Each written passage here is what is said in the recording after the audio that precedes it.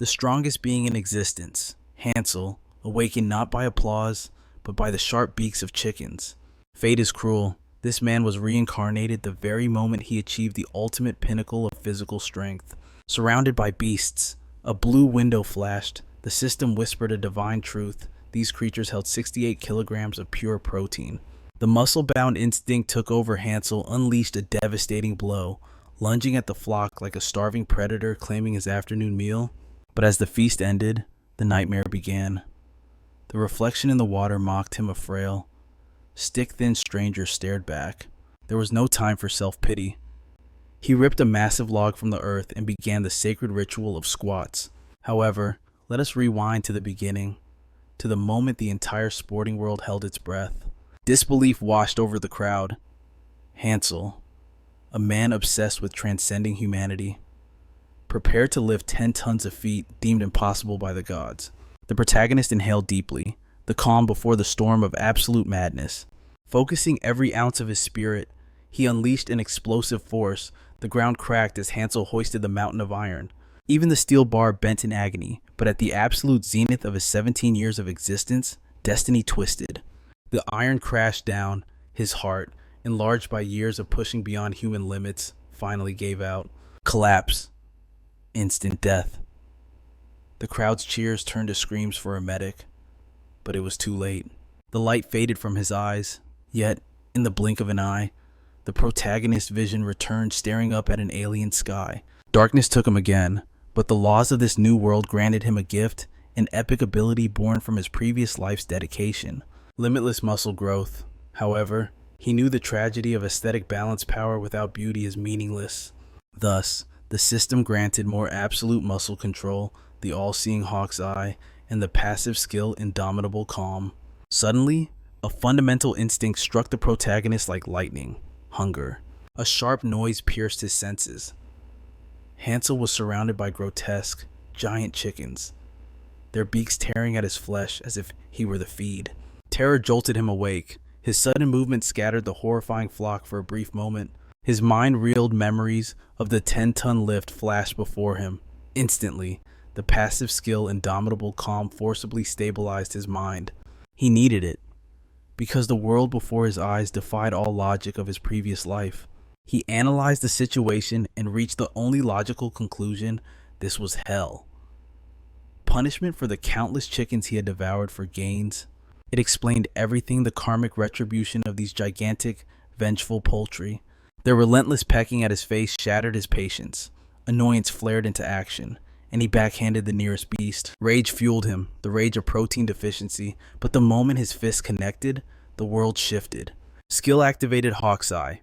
His vision transformed, scanning not the enemy's health, but its nutritional value. The mechanical voice rang out with a glorious announcement: target confirmed. 68 kilograms of high-quality protein. A primitive switch flipped in the protagonist's brain. He didn't see monsters anymore.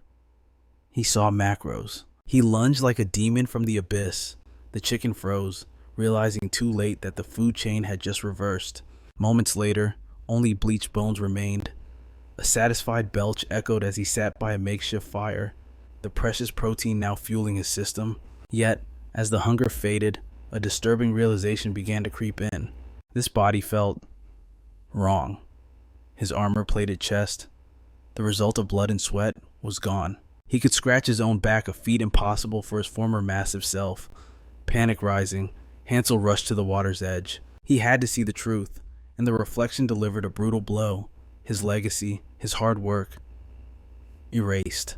Indomitable calm tried to suppress the shock, but the despair of being reduced to a frail weakling nearly shattered his mind. Where were his gains? Where was the temple of muscle he had built with his very soul? The cold reality plunged him into an abyss of apathy. The essence of Hansel, the strongest creature in the universe, was gone. All that remained was a hollow shell and infinite pain. Consumed by fury, he gripped a nearby tree trunk. Crack. His fingers sank deep into the raw wood like it was clay. With a roar of frustration, he pulled and the entire tree was ripped, roots and all, from the earth. This was just the warm-up. He hoisted the massive timber onto his shoulders, his breath stabilizing into a familiar rhythm. His path was clear. He would squat until his legs gave out, For in this treacherous new world, there was only one truth. Muscles never betray you. Hard work never lies. That was his ninja way. Day turned to night. Days turned to months. 3 months of hellish training passed, pushing his new vessel to its absolute breaking point. However, a harsh truth shattered his reality. Despite the hellish training, not a single fiber of muscle had grown. His physique remained cursedly frail, that of a weakling. The only silver lining in this abyss, an endless buffet of protein, courtesy of the monstrous local poultry. His mind was consumed by the hunt for mass, but while he schemed for gains, a predator's gaze locked onto his back. A suffocating malice descended. The shadow of a nightmare swallowed the main character whole. Slowly, he turned, and his soul froze in sheer terror at the monstrosity looming over him. A mutated rooster, born of nuclear nightmares, stood ready to deliver his death sentence. Razor-sharp talons tore up the earth as he scrambled for his life. A single regret pierced his heart. All he ever desired was absolute muscular perfection. Hansel realized too late. Perhaps he had dared to dream too big for a mortal. Death swung by a hair's breadth, instinct took over, and he barely evaded the devastating strike of the beak. One mistake meant game over. But amidst the adrenaline, a sight more shocking than death caught his eye. The beast's pectorals, they were magnificent. Sculpted slabs of meat that would make a bodybuilder weep with envy. As a connoisseur of the aesthetic, he was mesmerized. Such definition, surely. This monster had mastered the art of the cable crossover. Tears streamed down his face as he ran, but not from fear. It was a cry of pure professional regret. He had focused on survival conditioning and completely neglected hypertrophy training. The hunger for swole consumed him. Hansel refused to die a skinny man today, but his escape route was suddenly cut off by a horde of minions. The lesser fowl had rallied to aid their tyrant king in battle. The skill Hawk's Eye flashed to life. Useless survival was the only priority as he barreled through, apologizing to the poultry he trampled. The skill locked onto the mutated rooster next, but Hansel scoffed. He didn't need a system to tell him the danger. Until the notification chimed, target contains 12 tons of pure, high-grade protein. And the bonus reward, consume the breast meat to acquire a rare passive skill, incredible muscle recovery. Hansel's eyes snapped open. The fear vanished, replaced by a predator's greed. The hunter had just become the hunted. Amateurs think lifting builds muscle. Wrong. The iron destroys the fibers. It tears them apart. Exploding with newfound purpose, the main character vaulted through the canopy like a demon of fitness. True growth happens in the aftermath. With nutrition and rest, the broken tissue rebuilds stronger than before. This is the miracle of recovery. Rest is the forge of power. If he could secure that recovery skill, he could finally bid farewell to his cursed, twig-like existence. It was time to harvest his gains. The hell chicken snapped, its beak pulverizing a tree trunk where the boy had been a second ago. But with the ultimate protein shake on the line, Hansel knew failure was not an option. He flexed every fiber of his being. The system screamed a warning, energy flow, critical exceeding current vessel limits. A prompt flashed in his vision, deactivate muscle contraction limiter. Limiters released, in an instant, his arm swelled, mutating into a grotesque pillar of raw power. The foolish bird didn't even flinch. Now he swung his mutated limb like a wrecking ball, using his fist as a sledgehammer of judgment. The impact was catastrophic. His hand was so massive it didn't just hit, it obliterated the creature's beak and drove straight through. Only then did the beast realize its fatal error. But the kinetic force was so brutal it shattered the chicken's body instantly. The system blared red alerts, warning muscle durability critically compromised. But the limiter reactivated just in time, forcing his body into emergency stasis. His limb withered back to its pathetic, skinny state, but Hansel laughed, skills limits irrelevant. His eyes were locked on the prize. "Thank you for the meal," he whispered to the corpse. Then darkness took him. Under the moonlight, the feast began. He devoured the flesh, oblivious to the mysteries of this world or the grotesque power sleeping within him. Yet, the forest has eyes. He was not alone. From the gloom, twisted shapes emerged. Bloodlust dripped from their jaws until a command froze them in place. A raspy voice hissed, "It has been an eternity since fresh meat graced these woods." The starving horde trembled. They watched in awe as the human consumed the very monster that had terrorized them. One ghoul stepped forward, driven by hunger, but the others recoiled in terror. That human was the apex predator now. Hansel paused mid-bite. His senses flared. To him, they looked like whimpering puppies, just local ghouls, trembling with a hunger they dared not satisfy. With eyes as sharp as a hawk, Hansel scanned the creatures, but he didn't see enemies. He saw a severe lack of protein. The trembling little being looked up. It stammered, asking if he was the legend who crushed the hell chicken. Hansel confirmed the kill casually. The moment the truth hit them, their terror transformed into wild, ecstatic celebration. The small creature hurried to explain their desperate situation. When a boss monster dies, a brutal war for territory begins. But Hansel wasn't listening. He was too distracted by how shockingly thin they were. They looked like dry twigs ready to snap. The creature explained that the hell chicken was stupid, but fiercely territorial. That was why they needed a favor. They begged Hansel, a warrior far mightier than the beast, to save them. The protagonist pondered the request, mostly because he had completely zoned out and hadn't heard a single word. The little guy had repeated the story 9 times already. Hansel finally spoke up. 10 is the golden number. In life, as in lifting, you must always do 10 reps. The creature stared at him, utterly confused by this gym philosophy. Losing hope, one of the ghouls turned to leave, convinced the human had no interest in their survival. Hansel apologized. He had no time for politics. He needed to focus on hypertrophy. The dejected creatures accepted their cruel fate. However, a realization struck the protagonist. There was no way he could consume all that protein by himself. The little ones froze as he offered them the meat. It had been an eternity since they tasted such luxury. Tears of gratitude filled their eyes. A massive slab of chicken breast was bestowed upon them, a feast fit for kings. The poor wretch tried to hoist the heavy load. That was when Hansel noticed it. A crime against anatomy. He could not ignore such injustice. If the ghoul lifted with that form, his spinal discs would be obliterated. "Halt!" Hansel commanded. The creature froze in terror, having no idea why it was being yelled at. The protagonist lectured him instantly. Lifting a load with that posture isn't just wrong, it is a death sentence for the lower back. He was gambling with his vertebrae. Unacceptable. The poor soul stood there, trembling and confused. That was when it clicked. Hansel realized these creatures had absolutely zero gym discipline. To them, he sounded like a raving lunatic. But now Hansel understood why they were so pathetic and chicken-like. It wasn't just starvation, it was ignorance.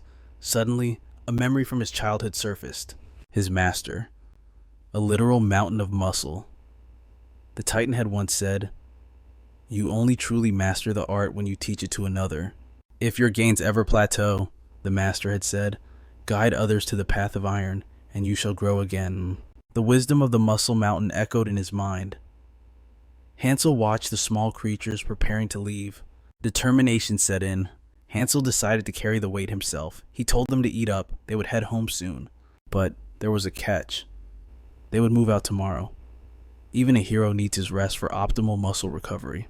Back at the ghoul village, the tribe waited anxiously. Finally, a massively obese ghoul waddled out to welcome them.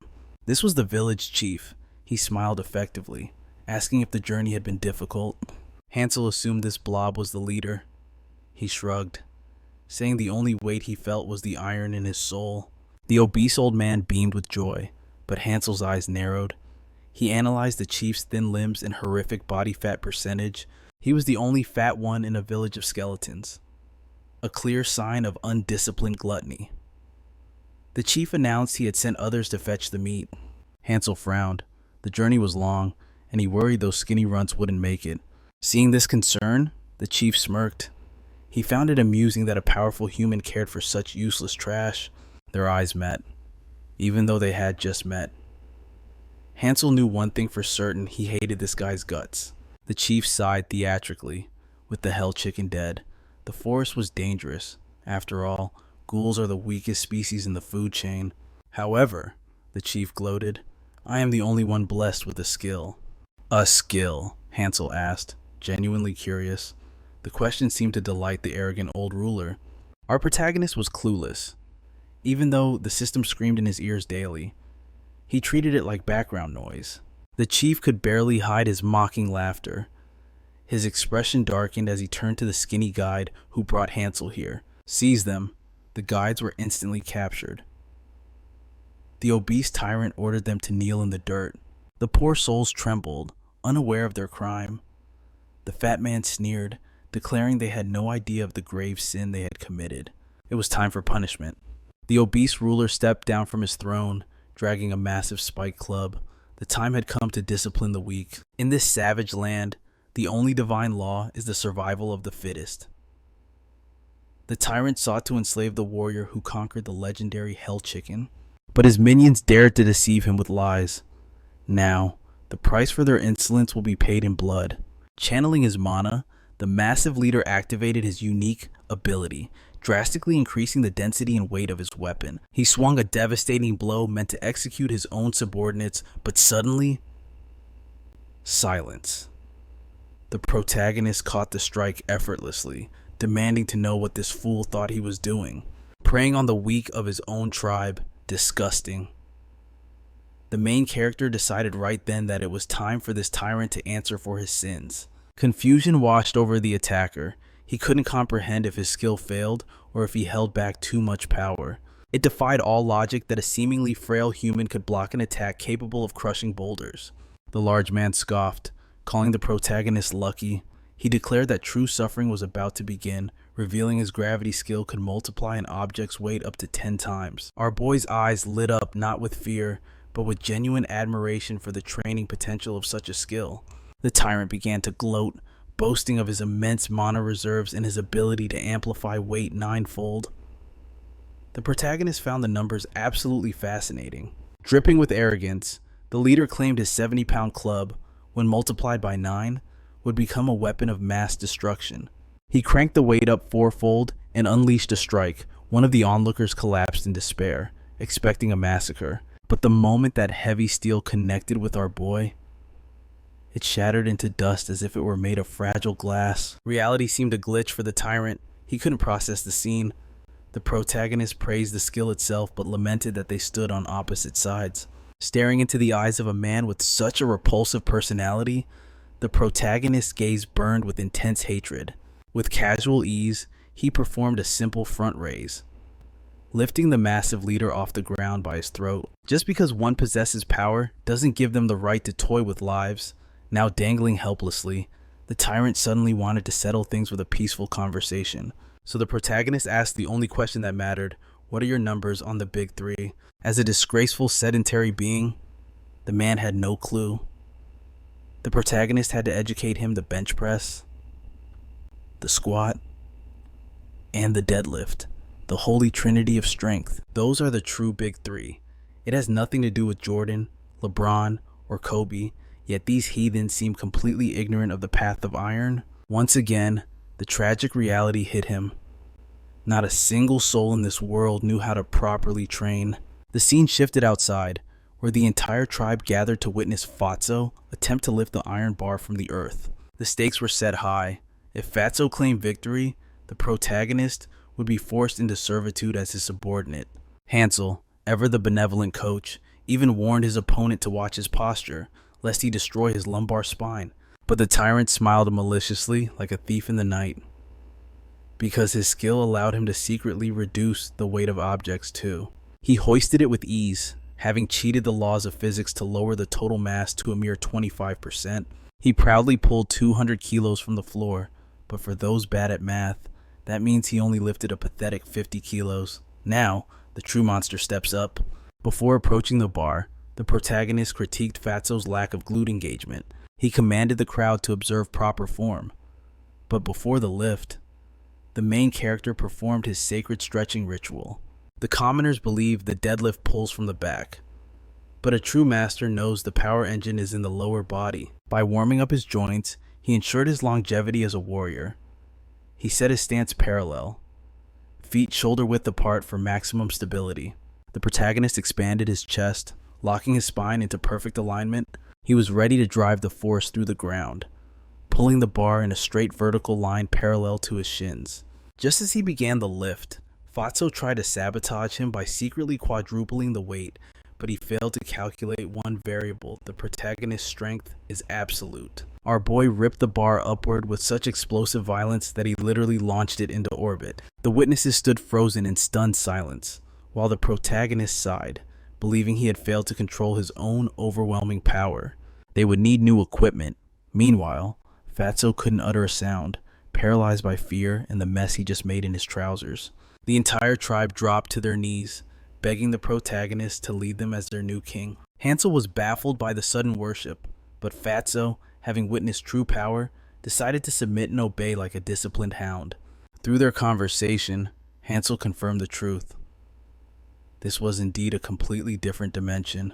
However, ancient legends spoke of wanderers who could traverse the void and return to their original worlds. But our boy refused to return home in such a scrawny, unpolished vessel. He vowed to stay in this land of Lisha until he forged the ultimate physique. Asasiwa. Fatso pledged his eternal loyalty. Since his real name was too complex, the protagonist decided Fatso was a fitting title. Without wasting a second, he demanded to be taken to the warriors' training grounds. But judging by the pathetic physiques of the locals, our boy braced himself for disappointment.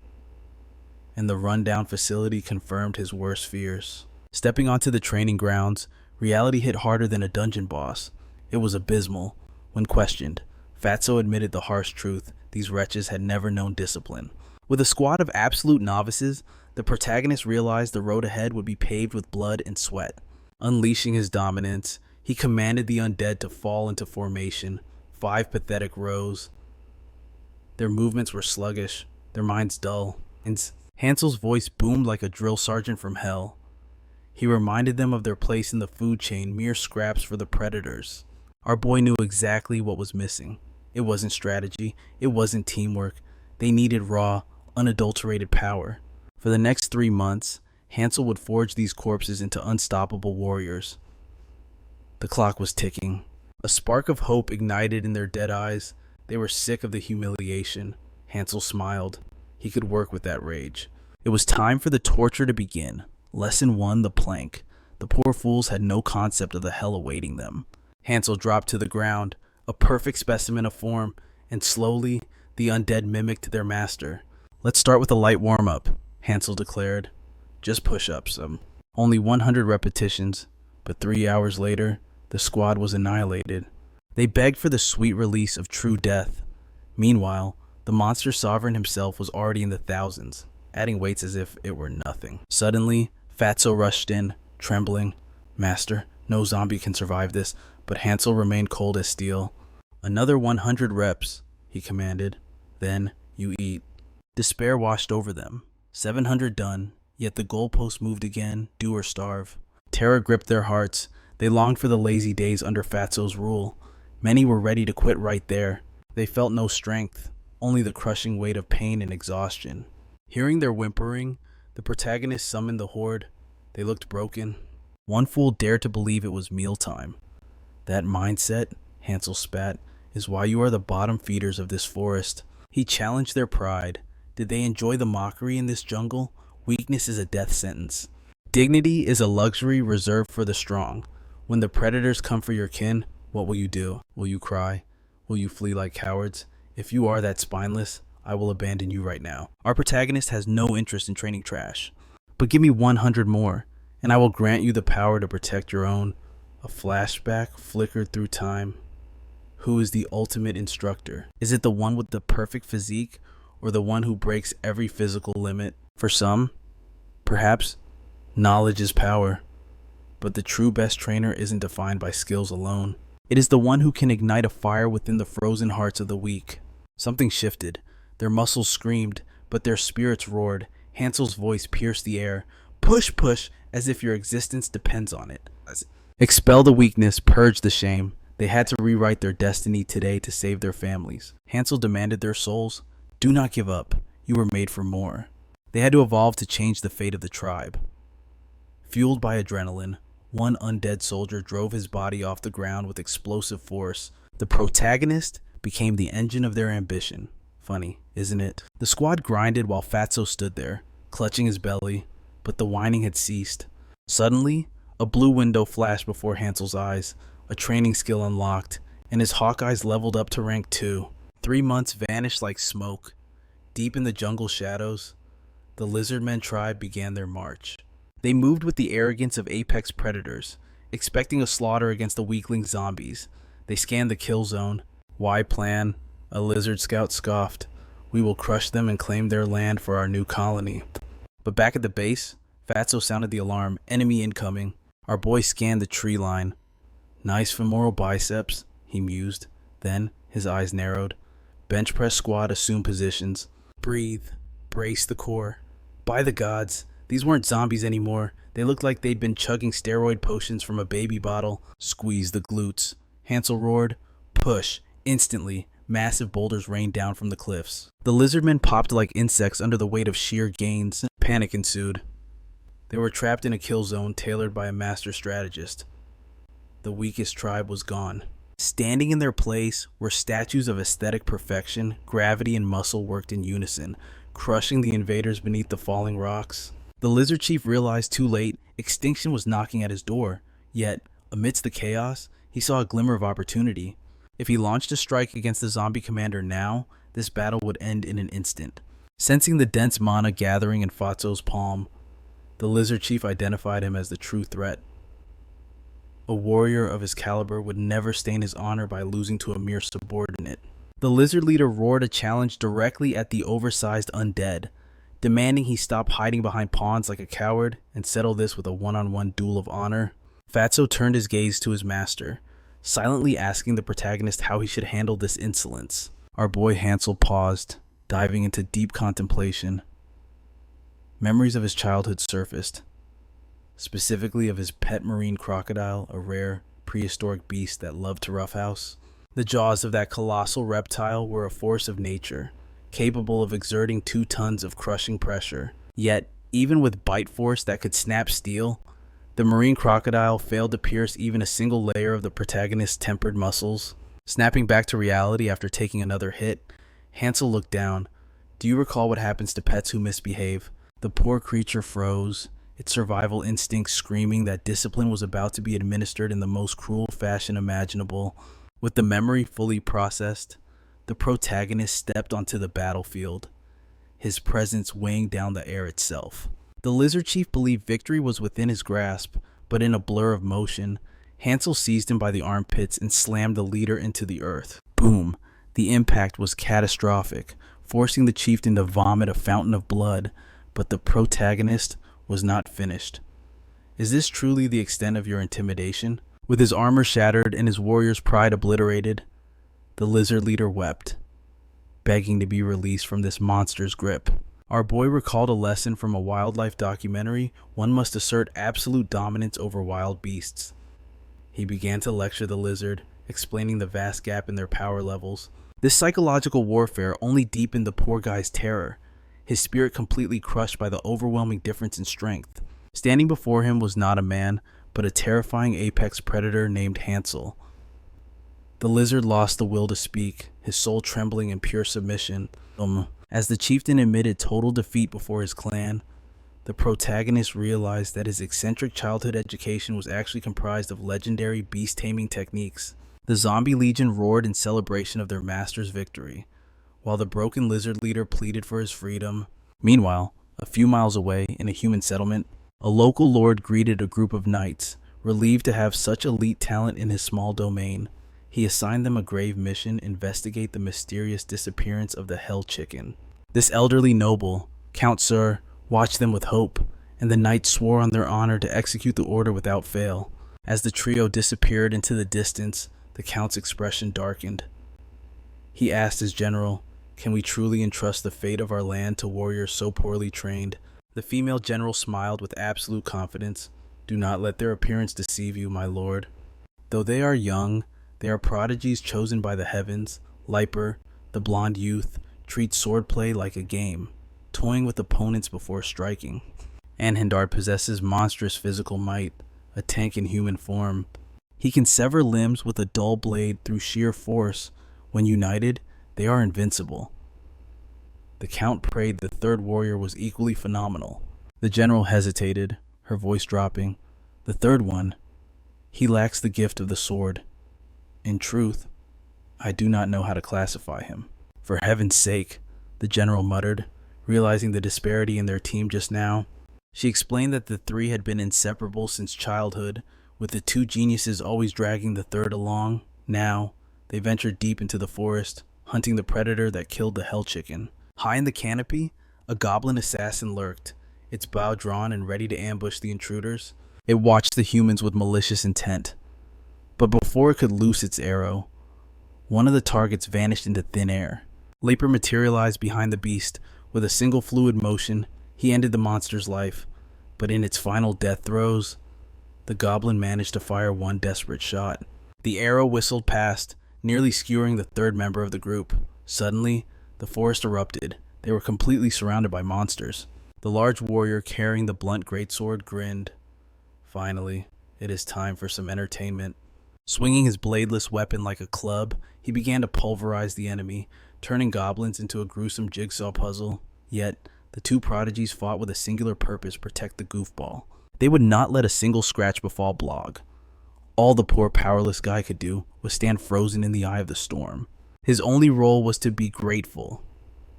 As the dust settled, the two aces rushed to check on Blog's condition, bowing their heads in apology for exposing him to such danger.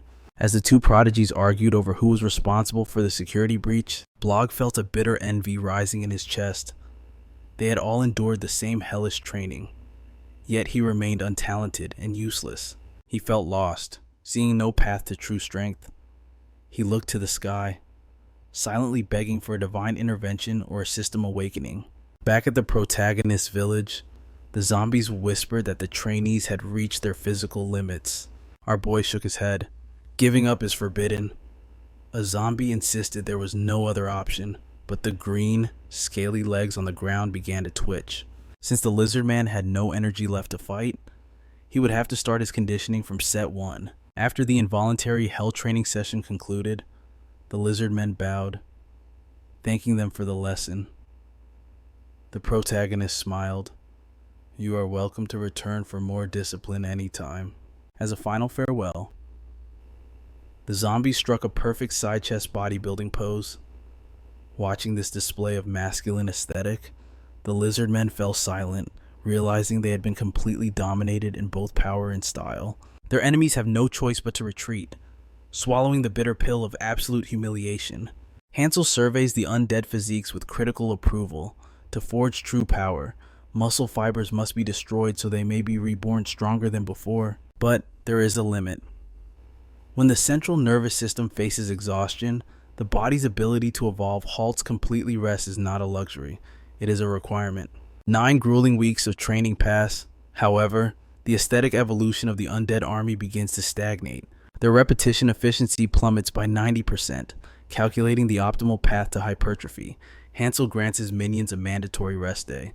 When the sun rises the next morning, the results are nothing short of miraculous. The zombies have undergone a monstrous transformation. They have not just bulked up, their very skeletal structure has expanded with his hawk eyes. Hansel confirms they have ascended into low body fat zombie builders. With this physical breakthrough, the training intensity can now break through the heavens. It is time to prepare the next anabolic feast. The creatures communicate a desire to hunt solo, but the necromancer instantly sees through their shallow deception. They seek to escape the eternal grind of the gym. However, the undead hastily offer a strategic justification for their request. They recall the trauma of their past defeat against the Great Chicken, where their bare hands were too weak to claim victory. Now, armed with pectorals of steel, they wish to test their new might. Hansel permits the sortie, calculating that the hunt will serve as excellent cardio. Beside him, the giant subordinate trembles with anxiety. He quietly voices his doubt that the squad can actually win. Hansel's expression darkens instantly at such lack of faith. Terrified, the giant immediately bows, begging for mercy. He foolishly feared the zombies might grow strong enough to overthrow the master himself, but he quickly realizes his heresy and pleads for forgiveness. Hansel grips the giant's shoulder with a reassuring smile. In this domain, no one can surpass his legendary deadlift numbers. Meanwhile, deep within the forest, the undead squad initiates their tactical operation. But this is no simple hunt. They perform perfect weighted lunges while marching through the dense underbrush. Hansel scrutinizes their form with the eye of a hawk until disaster strikes. One of the zombies suffers an ankle injury. The creature collapses, writhing in agony. Even the undead cannot escape the pain of a failed repetition. Hansel hesitates, the rhythm of training broken. Elsewhere in the same dark woods, the gleam of a blade cuts the night. It is the useless disciple, reflecting on how Leiper and Hendred are consumed by battle lust and their hatred of fleeing enemies.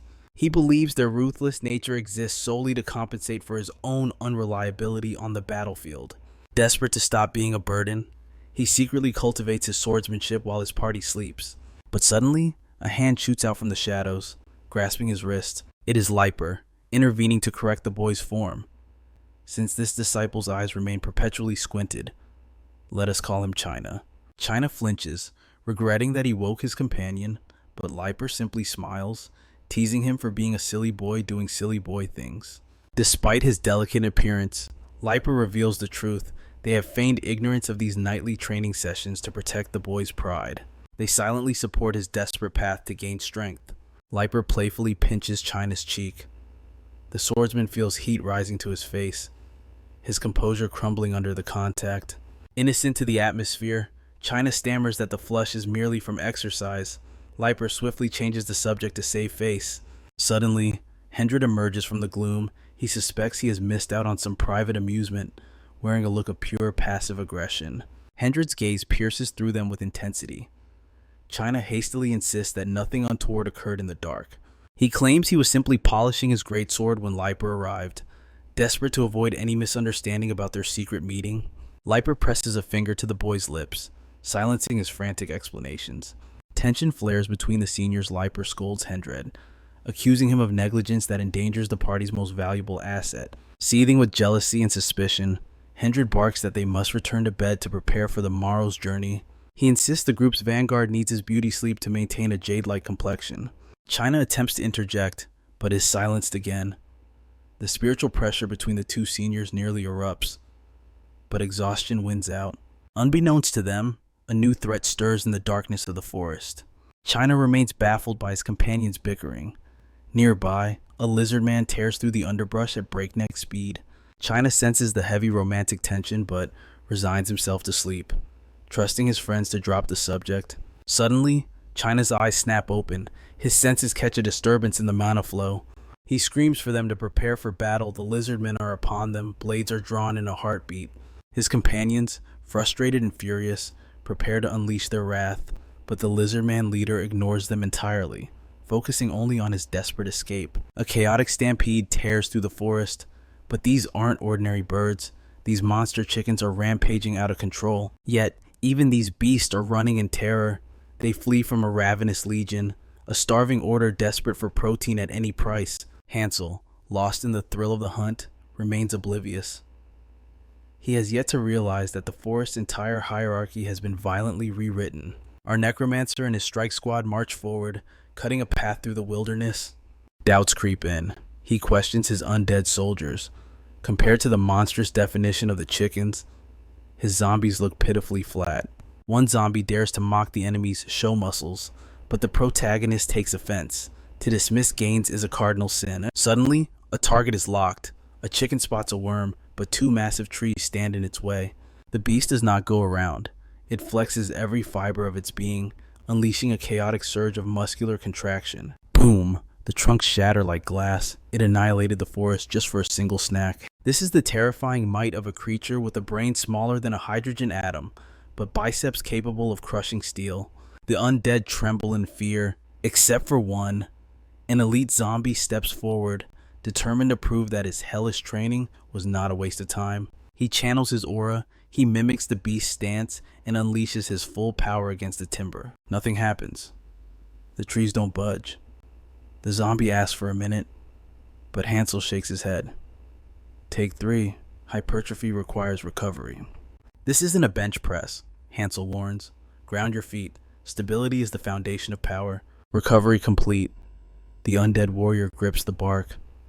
The entire squad holds its breath, watching the fateful moment. He summons every ounce of his will. Veins bulge as he strains against the immovable object. Rumble. Dark energy explodes outward. The canopy shakes violently as the force transfers through the wood. Much better. But Hansel orders him to stop. Compound movements are king, and your form is finally improving. But training is over for now. He must uncover the fate of his missing unit. Hansel activates his analytical gaze. He studies the enemy. The brainless birds are huddled together, pushing against one another in a frenzy. Their wings are locked. Resistance training. The truth strikes Hansel like lightning. He knows the secret to their monstrous power. How could he miss this? He apologizes to his legion. A zombie asks, "Master, was my form incorrect?" "No," Hansel declares. "Your form is perfect. The problem is adaptation. Your muscles have grown complacent with the current routine. To break through a plateau, we must shock the system. We need a new stimulus." Form ranks, rows of 5 move. The undead army scrambles into formation with military precision. The protagonist works his magic. Vines and wood twist together, forming a primitive but effective cable crossover machine. Today, we target the inner chest. We will carve striations so deep that even these chickens will know despair. Roars of approval rise from the dead. The burning desire for gains has been reignited in their rotten hearts. They beat their chests like primal beasts. "Silence," Hansel commands. Focus class is in session. The cable fly is the ultimate sculptor. It isolates the pectoral fibers, forcing growth where the bench press cannot reach. But be warned, without perfect form, it is useless. This is a technique for the masters, not the weak. Hansel demonstrates. Stance is key. Lean forward, unlock your knees, engage the core. Watch the elbows. Keep a slight bend. Do not let the shoulders steal the tension. The chest must do the work. Stand in the center, squeeze at the peak. Imagine hugging a massive tree. Feel the contraction. Angle determines destiny, high to low, low to high. Now, are there any questions before we begin the massacre? Hansel doesn't wait. He constructs a jungle gym of pain across the forest. The training arc begins now. The zombies swarm the equipment. Hansel smirks. There is nothing more beautiful than the dedication of new gym bros. One zombie begins his set. The air grows heavy. The chickens stop. They sense a menacing aura rising from the undead camp. The reps are clean. The form is divine. The zombies' pectoral muscles swell, reaching a level of definition previously thought impossible. The chickens stare in horror. Their instincts scream danger. Even a bird brain recognizes a threat when it sees gains like that. The zombies' chests are now massive plates of armor. The enemy is triggered. A golden light erupts from the flock. The protagonist freezes. What is this pressure? Evolution is taking place. New plumage bursts forth. Their mass doubles in seconds. But the zombies do not flinch. They have tasted the pump, and they know no fear. The undead are ready to test their new strength. The chickens cluck with arrogant power. The warm-up is over. 2 armies of absolute units face off. The battle for the title of strongest begins now. It was a clash of titans. The mindless rage of the chickens versus the insatiable hunger of the muscle-bound zombies. The bird's power surge was completely illogical, defying the laws of nature. These transformed beasts had ascended, easily overwhelming their undead foes. One unlucky zombie learned this lesson the hard way. Agony surged through his rotting frame. Watching from the sidelines, the protagonist observed every strike with the eyes of a master tactician. The system chimed in with a warning. The chickens had triggered an evolution event to halt their rampage. They needed to stop feeding the beast battle frenzy immediately. Meanwhile, in the zombie city, Fatty gazed up at the azure sky. It was truly a marvel. In a tribe of fitness-obsessed undead, he alone remained the sedentary king. Solitude wrapped around him. For the first time in ages, he could taste the sweet nectar of absolute freedom. However, his gluttonous soul demanded tribute. His jaw ached with the need to chew. He acknowledged the protagonist's massive contribution to their survival. But when it came to cuisine, their paths diverged completely. That was why today, he was crafting a masterpiece. Crispy, golden grilled chicken skin. To achieve perfection, he required a special blend of exotic spices. Fatty began his ritual. His knife moved with surprising grace, slicing the skins to ensure optimal texture. Before the frying could commence, preparation was key. He mixed the spices into a secret batter, coating every inch of the skins in a flavor-packed armor. He laid out the battered skins, ready for their transformation. The oil bubbled with the heat of the underworld. It was time to begin the sacred ceremony of frying. At long last, Fatty held the ultimate delicacy in his hands. The craving that had haunted him was finally silenced.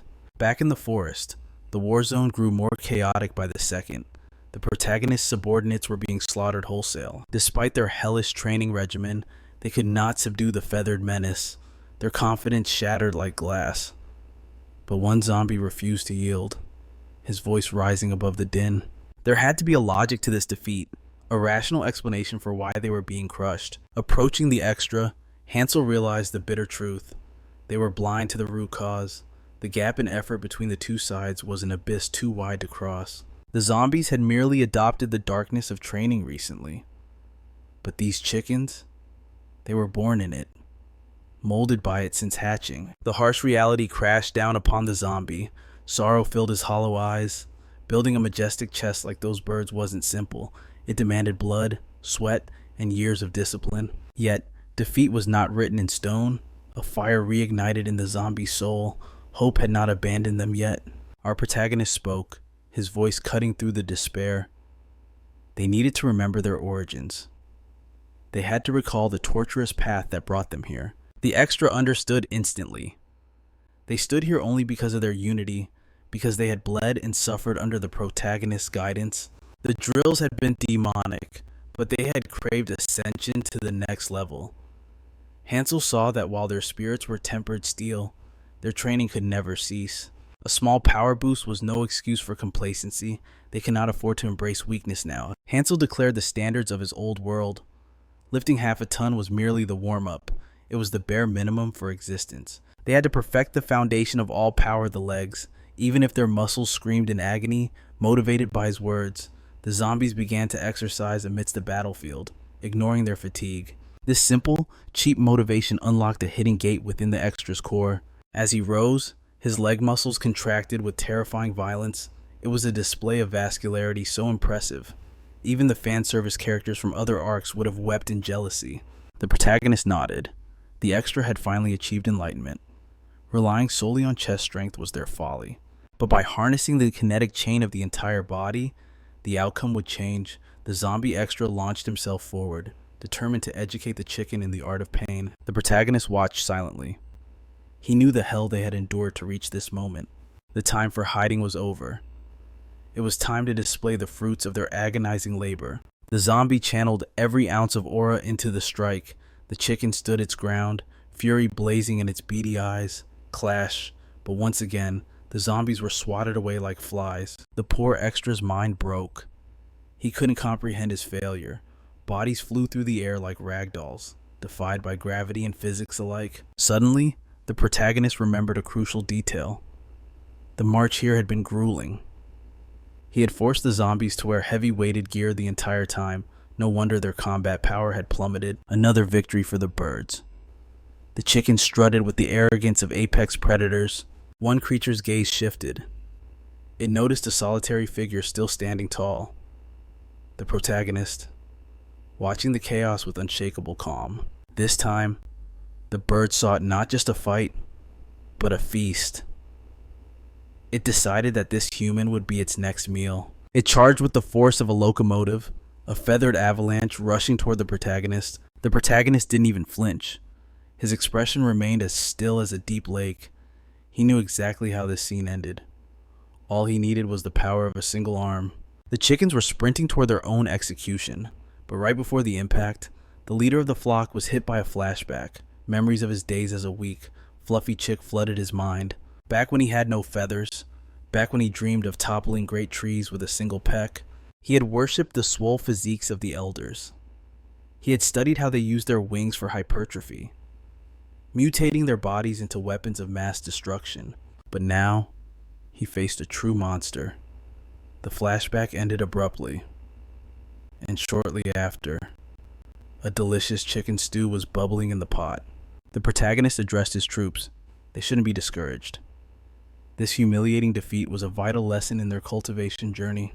Tonight, they would consume this divine protein. Tomorrow, the hunt would resume. It was time to metabolize the gains from this day of suffering. The tribe celebrated as one. Their voices echoed through the forest, shouting gains into the night. The protagonist smiled, knowing it would be a long time before his undead disciples could ever hope to surpass him. Hansel issued his final command: focus on the training, hunt with precision and care. Anxiety rippled through the undead ranks. They hesitated, asking if their liege would lead the charge today. But Hansel refused. The daily grind comes first.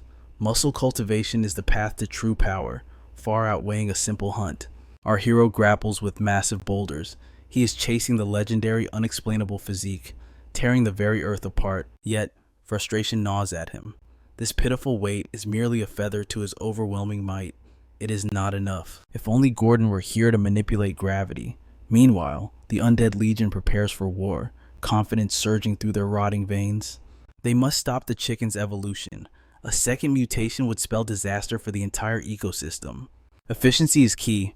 Their master slaughtered 27 beasts alone. They must honor that legacy with a perfect strategy. Burning with loyalty, they aim for 50 kills. The legion divides into 3 squads to sweep the area and dominate the forest.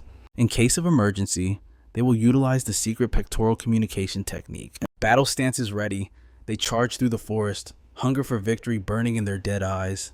Elsewhere, the human adventurers stumble upon a grim omen.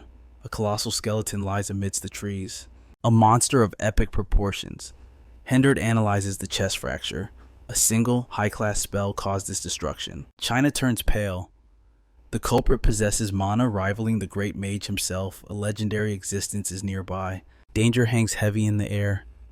Yet, her companion smiles, blissfully unaware of the creeping doom. But fate is cruel. The moment he spoke, the earth began to scream and tremble beneath them. Battle stations. But wait, it is not an earthquake. It is a stampede of terror-stricken chickens. Hendard stands his ground, but shadowing the beasts, a legion of undead predators emerges from the gloom. The zombies are on the hunt. Suddenly, dead eyes lock with living ones. Panic ensues instantly. Unknown entities. The humans scramble to shield China with a wall of protective muscle. They must guard their party leader at all costs. A zombie captain abruptly signals a halt to his troops. He recognizes the threat. Humans are treacherous. Engaging them now could be fatal for his squad.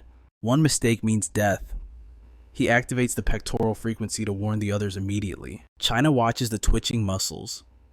Is this a high-level chanting technique? The tension is suffocating. The undead attempt a strategic retreat, but their overwhelming muscle mass becomes a double-edged sword. The muscular shockwaves were too potent. They did not just alert allies, they enraged the prey. Evolution triggered. The beasts transform into the dreaded intermediate chickens, complete with demonic eyebrows. Their power now rivals a wyvern. Emboldened by this new strength, the flock turns to slaughter the zombies. The undead realize too late. Reality is about to hit them harder than a truck. Life is not sweet. It is a bitter poison, swallowed in a dark alley while despair watches from the shadows. But hope remains. The captains of teams 2 and 3 crash into the fray, like shonen protagonists. The Legion is united. The time for judgment has arrived. They prepare to dominate, witness the ultimate secret art passed down by their master. A flashback strikes. His mind drifts to the sacred bench press. The iron temple calls to him. Hansel's voice echoes in his memory. Perfect form is the essence of true strength. Do not fear the spotter. To safely push past your limits, you must accept assistance. Feel the burn. Behold the forbidden technique of the gym-obsessed undead. The assisted bench press. They form a human chain of pure muscle, a conga line of defense that halts the enemy advance. Squeeze contract every fiber. Absolute muscle control. The chicken screeches in regret. It is being crushed by the overwhelming pressure of undead gains. Devastation. The beasts crumble before the iron will of the zombies. Total defeat. Victory is within reach, but the battlefield remains a chaotic inferno. Disaster. A lone soldier is surrounded by the hell chickens. He smiles, accepting his grim fate. His ally witnesses this fury explodes in his heart. He refuses to let a brother fall. 0.3 of a second. That is all it takes for destiny to shift. And for these humans, 500 seconds have already sealed their fate. For a warrior on the battlefield, that split second felt like an eternity. They refuse to let the beast advance. Their blades flash in a deadly dance, seeking to completely eradicate the monster wave. But reality is a cruel teacher. The humans realize that life isn't always a sweet, refreshing draft. Sometimes it is a bitter, flat potion that leaves only the taste of despair. Hendard freezes as the atmosphere shifts. Before them stands the apex predator, The chicken of chickens has ascended to a new realm of power. It radiates pure malice, an avatar of destruction ready to plunge its enemies into the abyss. Even with his eyes wide open, China cannot comprehend the horror. This is no mere beast standing before them. It is a calamity in feathers. The creature gazes down at the humans as if they were mere insects. To understand this terror, we must look back to the legend of the primordial dragon. His reputation was legendary, but he was a creature of infinite greed, terrified that his legacy would one day be eclipsed by a stronger successor. In his paranoia, he took extreme measures. He shattered his own essence, and from those scattered fragments of power, the Hell Chickens were born. Now, a descendant of that ancient evil prepares to strike. Hendard roars, charging forward, knowing this beast lacks the true majesty of a dragon. He seeks only one thing, to claim this head and earn the recognition of his master. His slender comrade joins the fray. Hendard swings his blunt blade, aiming to land the first decisive strike against the monstrosity. Meanwhile, miles away, our protagonist pushes his limits, but he frowns. His gains are insufficient. His muscle mass is still lacking, yet his spirit remains unbroken. Even with a normal physique, he's been shadowed by the undead for 3 months, proving that leadership transcends size. When this journey began, these zombies were nothing but frail, shambling corpses. The protagonist took them under his wing, drilling the sacred art of bodybuilding into their rotting muscles, step by grueling step. The agony nearly broke them. They wanted to quit a dozen times, but they endured the burn, and now they harvest the fruits of their iron will. Seeing their swollen physiques fills him with a strange sense of pride. Yet, on this day, a shadow crosses his heart. He misses his own master dearly. The memory surfaces unbidden. His teacher vanished when he was exactly this age, a mystery that still haunts him to this day. His introspection is shattered. A zombie rushes in, panic etched onto its decaying face. Hansel turns his gaze. The undead messenger stammers the terrifying news. The Hell Chickens have evolved. The entire horde is facing extinction. If they do not act now, every zombie out on the hunt will be slaughtered without mercy. Hansel's expression hardens into stone. He demands a direction, and the zombie points a trembling finger toward the forest. Suddenly, the system screams a red alert, warning catastrophic muscle contraction detected. The protagonist channels ungodly force. His muscles expand to impossible proportions, fueled by a righteous fury that consumes his very soul. How dare they touch his disciples? Power floods his veins. It is time to fly. Boom! The earth beneath him disintegrates, unable to withstand the pressure of his launch. The stance is so overpowering that the shockwave spreads instantly. The force is so immense that the planet's very orbit begins to shift. He rockets into the stratosphere like a meteor in reverse, leaving the bewildered zombie alone in the dust. Back on the battlefield, the situation is critical. Human steel bounces harmlessly off the Hell Chicken's iron feathers. Desperate, the slender fighter shouts a plan. Distracted, I'll land the kill shot. Hendard nods, grim determination in his eyes. Hendard unleashes the dust mirror technique to blind the beast. He screams for China to run, but the stubborn warrior stands his ground. China will not abandon his brothers, but his loyalty is met with tragedy. The distraction fails completely. With a single flap, the Hell Chicken clears the dust and smashes into the slender fighter. The poor man is ragdolled through the air, yet, even as he flies, he flashes a thumbs up. China stares, mind reeling in shock. His gesture speaks louder than words. Ignore me. Focus on the battle. Hendard yells to Liper that China is too soft-hearted, but it matters little now. Surrounded by the horde, the bitter taste of defeat touches their tongues. China realizes the grim truth. Running is no longer an option. The Reaper has come for them all. Nearby, the zombies attempt a desperate human tower formation, but against the Hell Chicken's might, they crumble like a house of cards. The few survivors grit their teeth, straining every fiber to hold the monster back for just one more second. They hold on to a single, burning hope. He is coming. That faith is the only shield they have left. The Reaper's scythe draws near.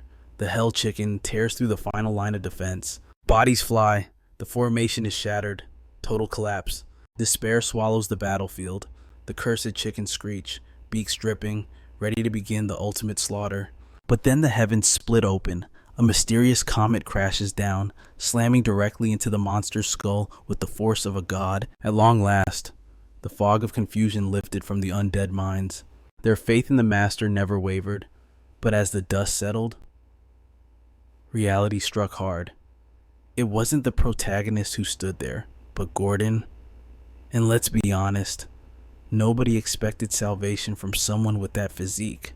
While the horde tried to process why Gordon was posing on the battlefield, a new presence shattered the atmosphere.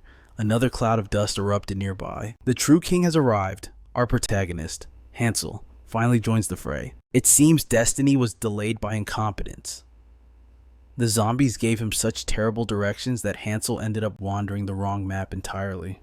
Meanwhile, Gordon found himself completely encircled.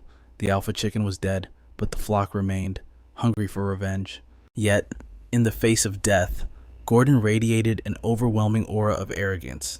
He smirked, asking if this poultry farm had anything better to offer. China instantly recognized the energy signature. Gordon was one of them, a high-tier zombie. His muscular companion could only stare in awe at the sheer impact of the attack. The nearby zombie whispered in reverence. This wasn't just a foot soldier. This was Chief Gordon, but the hell chickens, they didn't care about titles. Their bloodlust spiked. They prepared to unleash pure violence. However, Gordon hadn't walked into this trap without a strategy. His confident words ignited a fire in the zombies' souls. They knew Chief Gordon's intellect was unrivaled, and his brilliant plan to act as the ultimate bait by drawing the monsters aggro, he would create an opening for the protagonist to wipe them all out. Suddenly, Gordon dropped to his knees, screaming for Hansel to save him. The zombies' morale plummeted instantly. Where was the master? Cold sweat poured down Gordon's face. The protagonist was late, and his life insurance was about to expire. Let's rewind the clock. 6 hours ago, the safe house was a paradise of silence. No gunfire, no police sirens, and no addicts trying to barter stolen goods. Gordon had emerged from his slumber, tummy rumbling, wondering why the supply team hadn't returned with his snacks. The hunger was unbearable. His stomach demanded tribute. Convinced the hell chickens were no longer a threat since the boss monster was dead, Gordon marched into the forest with the confidence of a predator. Cutting to 5 minutes ago, the zombie squad was getting absolutely demolished. Gordon arrived just in time to see his crew facing total annihilation. Rage exploded in his eyes like wildfire. He roared, demanding to know who dared to harm his subordinates and by extension, the master's property. Only one being had the right to exploit these creatures, and that was Gordon. Adrenaline surging. He grabbed a massive boulder. Unlike the others, Gordon never trained. He never grinded for XP, yet his rank remained absolute. You must be wondering how that is possible. The truth is simple yet terrifying. The trained zombies, despite their muscles, were still beneath him in the hierarchy. It defies logic. In a fair duel, Gordon would be turned into fertilizer in less than 2 minutes by any standard grunt. But here is the secret to his throne. His unique ability constantly amplifies the protagonist's charge. This passive link siphoned power back to Gordon, leveling him up without him lifting a finger. Channeling that borrowed might, he gripped the giant rock. With all the fury in his undead heart, he launched the boulder. It wasn't a throw, it was a bombardment. It was a poetic reenactment of history. Just as meteors wiped out the dinosaurs, gravity was coming for their descendants. His ability multiplied the weight tenfold. The rock crashed down with the force of a natural disaster. Back in the present, Gordon's bravado crumbled. He knew they were doomed. But the zombies, they saw something else. They witnessed Gordon one-shot. A hell chicken logic dictated that he must be hiding catastrophic power. Only a true monster could kill a beast like that instantly. Listening to the voices of his own delusions, Gordon actually started to believe the hype. Maybe he was a hidden genius, a prodigy of war. His ego ascended to the heavens. He was invincible. He would slaughter every chicken in the forest. But reality hits harder than fantasy. He was immediately brutalized. Gordon was launched into the sky like a tragic shooting star. Hope vanished from the battlefield. China turned to his allies, apologizing for being too dense to understand their banter. The poor guy never realized his friends weren't the joking type. They had always been dead serious. Yet, in his final moments, China chose to believe it was all just camaraderie. He contemplated the afterlife. As death's shadow loomed, he found peace in one thing: he wouldn't die alone. But his brothers weren't done yet. The bodybuilder zombies flexed their aura. They were ready to rage against the dying of the light. With gratitude in their hearts for the master who gave them these gains, they advanced, a legion of muscle against a horde of beasts. Beside them, the human survivors locked and loaded, ready for the final stand.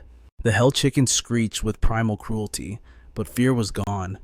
In this final clash, the zombies had only one goal: to make the protagonist proud. The two armies collided in a symphony of destruction.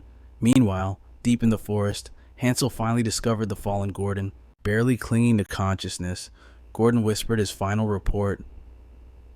It wasn't a plea for himself. He begged Hansel to save the others. There is no other hope. Those seemed to be his last words. As Gordon went limp, a terrifying, uncontrollable emotion awakened within the protagonist. Even his passive skill, absolute calm, cannot suppress the rising impulse within his soul. Elsewhere, the undead legion prepares for a suicide mission. They attempt to intercept the hell chickens, but the beasts move with godlike speed. A wave of panic strikes an undead soldier, but glancing back, he witnesses a miracle. The flock has changed course. A tyrannical, demonic aura erupts from the depths of the forest, shaking the very earth. It is him, the protagonist. His pectoral muscles vibrate with a frequency that heralds the apocalypse itself. The monstrous birds lock onto him instantly. Their primitive instincts scream that a new target has appeared, making the job much easier for our boy. Wrapped in an abyssal chill, Hansel enters a state of transcendence. Never before has his mind been this dangerously silent. System alert due to overwhelming emotional surges. Passive skill. Serenity is disabled for 24 hours. Luckily, the zombies are spared this terrifying sight. Yet, their dead flesh quivers. They feel the resonance, only one being possesses an aura potent enough to cause this phenomenon. China demands answers, oblivious to the fact that the slender companion on his back is witnessing the prelude to a legendary clash. The undead soldier speaks with worship in his rotting voice. That man is their master, the sovereign of gains, who taught them the path of strength, but words are wind. A mere human must witness the grandeur with their own eyes to comprehend. Suddenly, another zombie interrupts. Calling his comrade a fool, he decides to explain the legend from the very start. Hansel is the apex ruler of this domain and the lord of the undead yet. China fails to grasp the magnitude of this truth. Back on the battlefield, the hell chickens unleash their bloodlust, prepared to erase our hero from existence. A beak strikes with lethal force, but Hansel catches it barehanded in the same breath. He drives a devastating fist into the beast's gut. The impact defies physics. The flightless bird is launched into the stratosphere like a hawk. The flock watches in horror. Realizing the threat, the flock shifts tactics. They weave in perfect unison, preparing a coordinated strike of death. They lock talons, forming a grotesque formation. It is a clumsy dance of destruction aimed solely at crushing our boy flat. However, the beast soon realized the terrifying reality. It is not enough. With a fraction of his true power, the protagonist blocks the assault. If these monsters wore pants, they would be soiled in terror right now. Yet, some refuse to flee, driven by madness. They choose violence over survival. The flock swarms, stomping on him in a frenzy to ensure he never rises again, but they have made a grave calculation error. Hansel seizes a leg in an iron grip. Using the beast as a fulcrum, he launches himself skyward toward the enemy's skull. Too fast.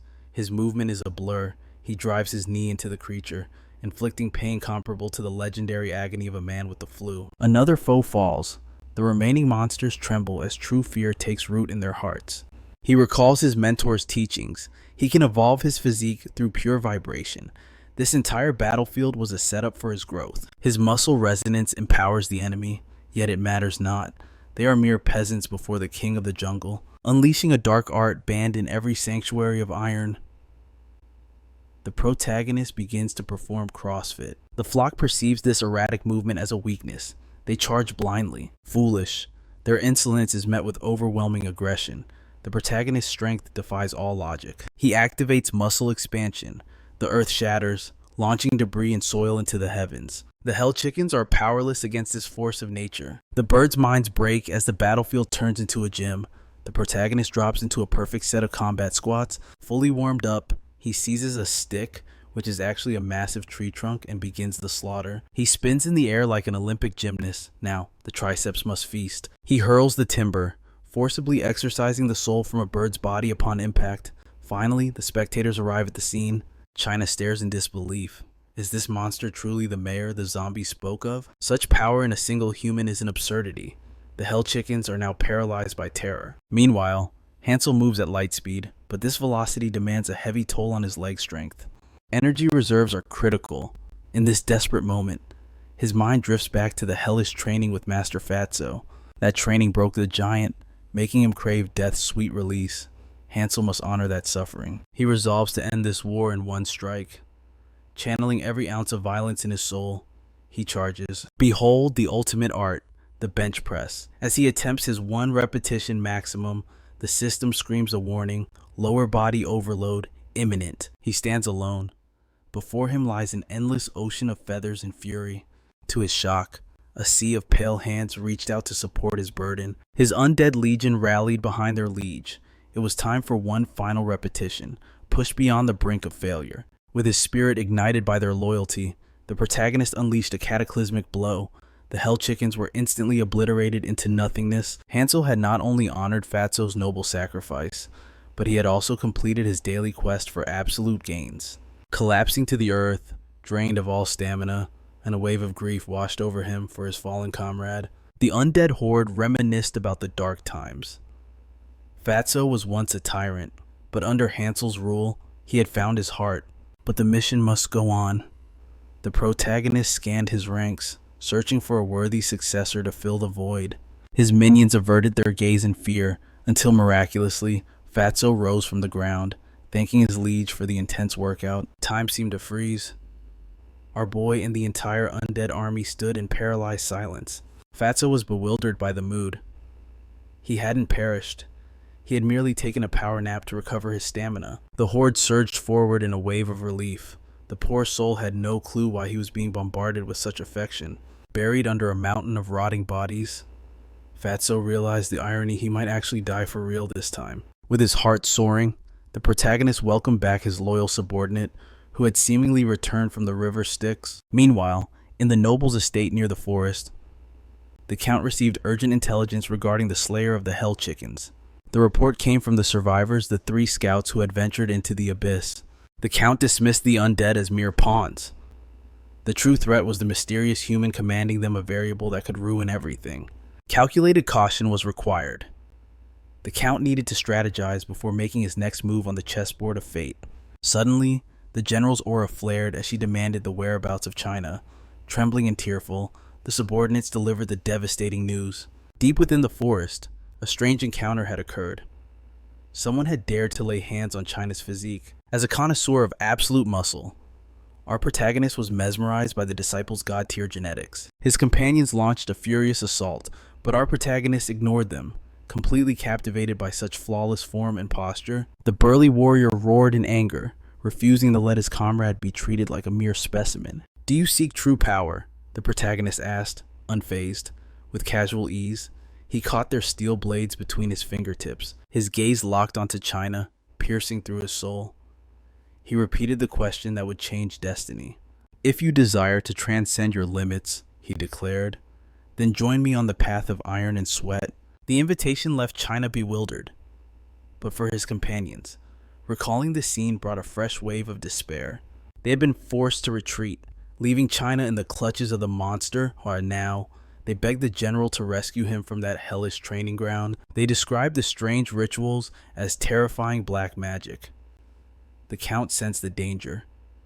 Hesitant to provoke such an unknown force, he assumed the general would remain rational and composed, but the soldiers cried for justice. Suddenly, the general's killing intent exploded, suffocating the room as she ordered total war. The Count tried to reason with her, but the general was already consumed by the flames of her battle spirit. The old noble realized his words were useless against such fury.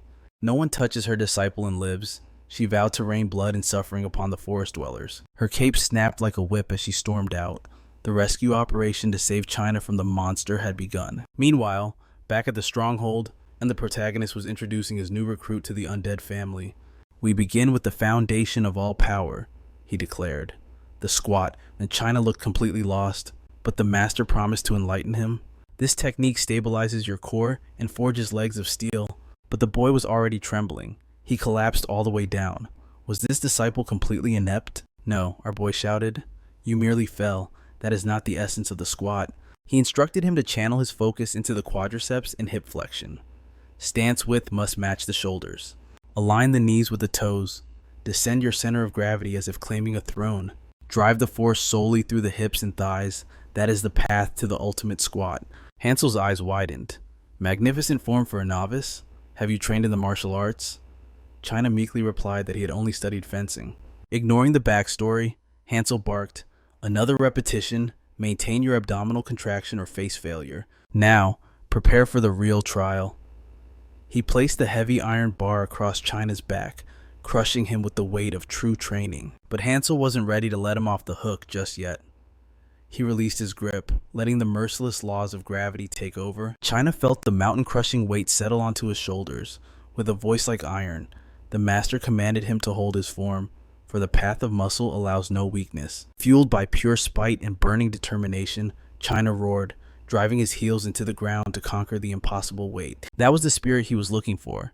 Satisfied with the display, the protagonist finally racked the bar. As the undead army erupted into applause for the novice, Hansel found himself genuinely impressed by China's grit. The boy had maintained perfect posture through the pain. There was no doubt left in his mind now. This was the true essence of powerlifting. Hansel recalled the reason this young man had followed him into the abyss. It was a simple, desperate desire to become stronger. China's hunger for power rivaled even the sword masters of legend. But Hansel had to deliver the cold truth. He might never wield strength in the same way his friends did. The words struck China like a physical blow. He believed that a mediocrity like him could never bridge the gap between hard work and true genius, no matter how much he bled. Yet, through the disappointment, gratitude swelled in his chest for these hellish lessons.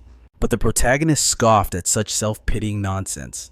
He declared that China would forge a different kind of strength, a power mighty enough to become an unshakable shield for his comrades, because China possessed a talent rarer than any diamond. Those words made the young disciple's eyes widen in shock. He bit his lip, trying to contain the storm of emotion surging within him. It was exactly what he needed to hear. Overwhelmed by the moment, he confessed this was his first taste of true acknowledgement, but Hansel simply told him to save the tears for the workout. Suddenly, a crisp sound rang out in the protagonist's mind. The system announced that his Hawkeye skill had ascended to level 3. Shifting gears, our protagonist is now cradling the offspring of the hell chickens. They had to resort to farming, or else their voracious appetites would hunt these beasts to extinction. If they weren't careful, they would wipe out the entire species. Preservation was key to a sustainable protein source. Gordon knows these demonic beasts grow at a terrifying rate, so raising them is feasible. However, very few beings on this earth can stand against a fully steroids-pumped hell chicken. Even as hatchlings, their eyes burn with an innate, primal rage. The real issue is containing them once they reach adulthood. Hansel challenged Gordon, asking if the former mayor was truly too weak to handle some poultry, but Gordon remained silent. With a skeptical glare, the protagonist pressed him for an answer, sweating bullets. Gordon stammered that there might be a slim chance of victory. That was the answer Hansel wanted. He reminded him never to underestimate the potential of their kind, nor the explosive power they were cultivating. Returning to the grind, the zombie legion continued their squats. The entire horde moved in sync with the protagonist's count. But amongst them, one figure was coating their hands in a mysterious white powder. Was it illicit dust, or the holy grail of lifters, magnesium chalk? The sheer intensity of the next set would reveal the truth. China prepared to squat.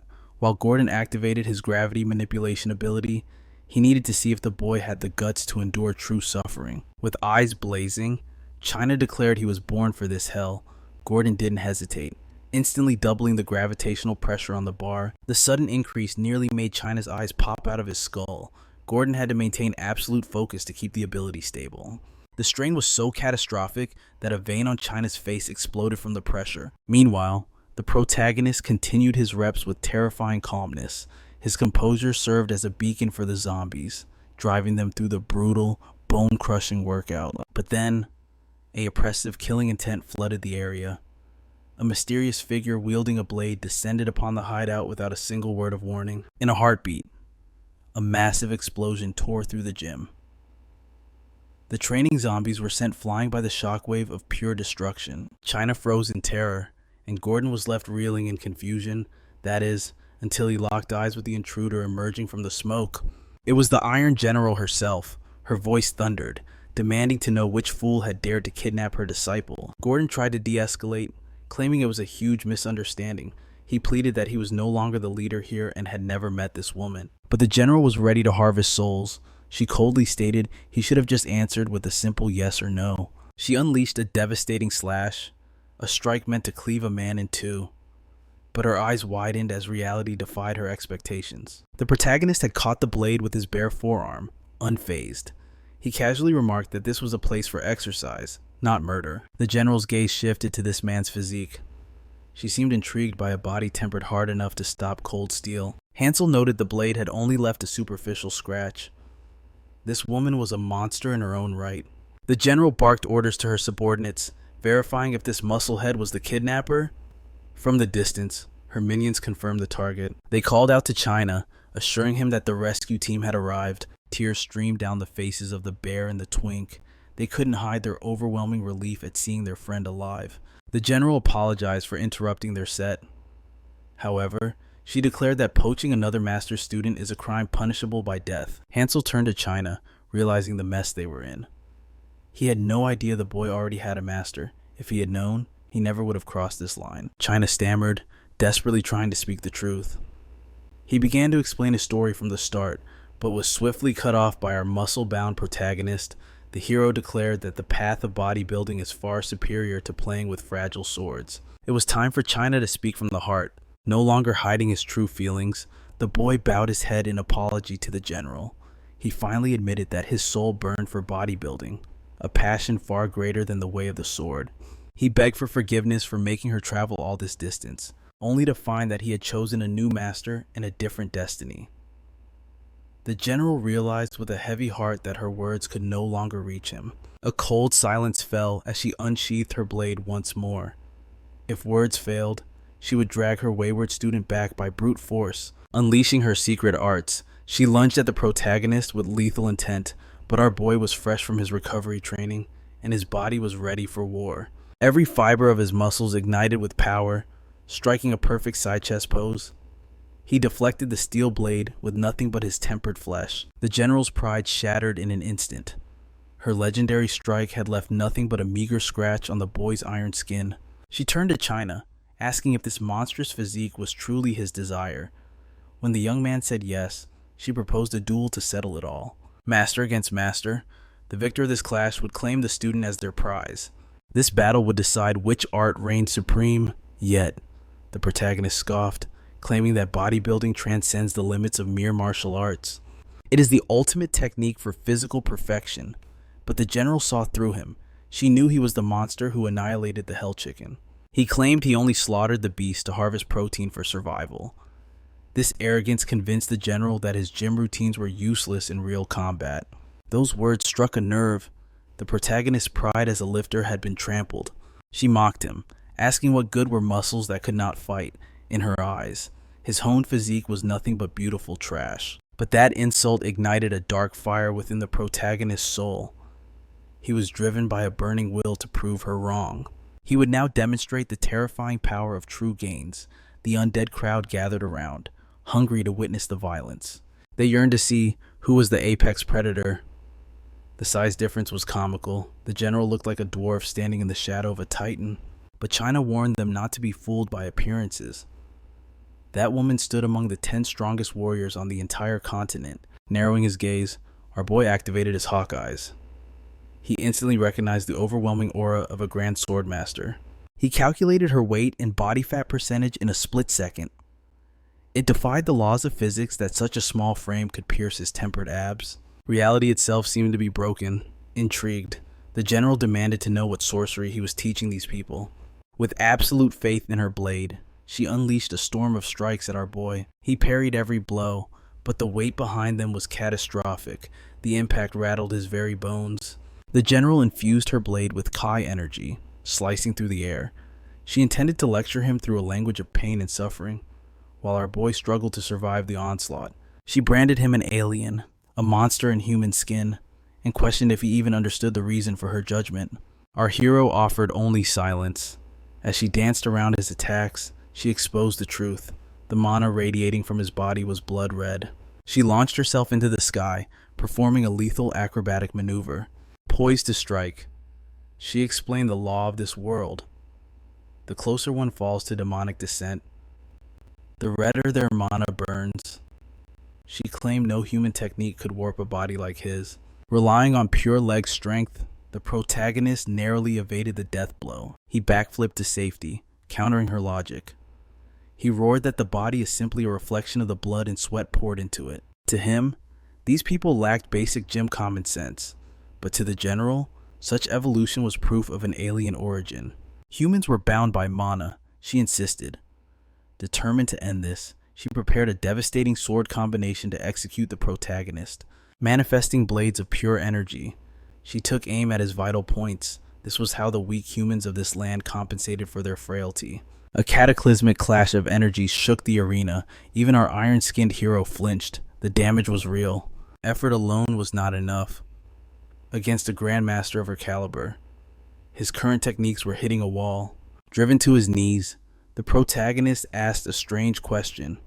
Do your opponents remain stagnant after you defeat them? He needed to know the truth.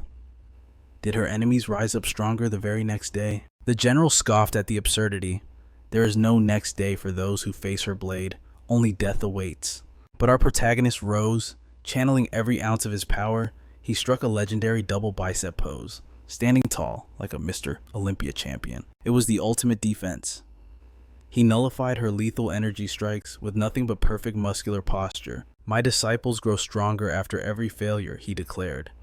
Now, he would unleash the holy technique of 10 repetitions to create the ultimate brutal body. His muscles swelled to impossible proportions. It was time for the gym rat to teach the swordmaster a lesson in gains. As China watched the titan clash with awe, a shadow from his past approached to whisper in his ear. The two subordinates approached him, looking like they carried the weight of the world on their shoulders. The slender disciple began to apologize, fearing he had burned a bridge he could never cross again. He turned to China for support, convinced that their foolish behavior had earned them nothing but hatred. But our muscle-brained hero simply could not understand.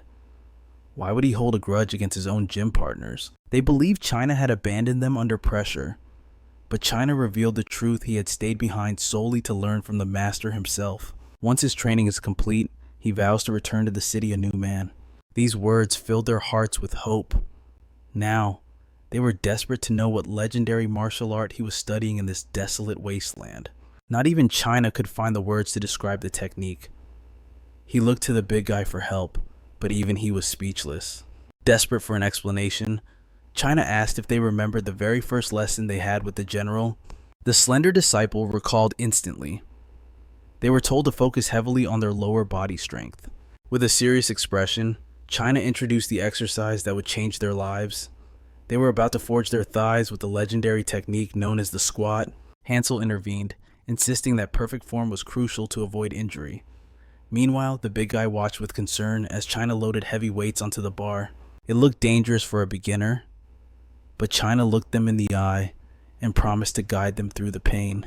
While the boys trained with joy, the protagonist was locked in a fierce duel against the general. Unexpectedly, the woman managed to withstand our boy's overwhelming power.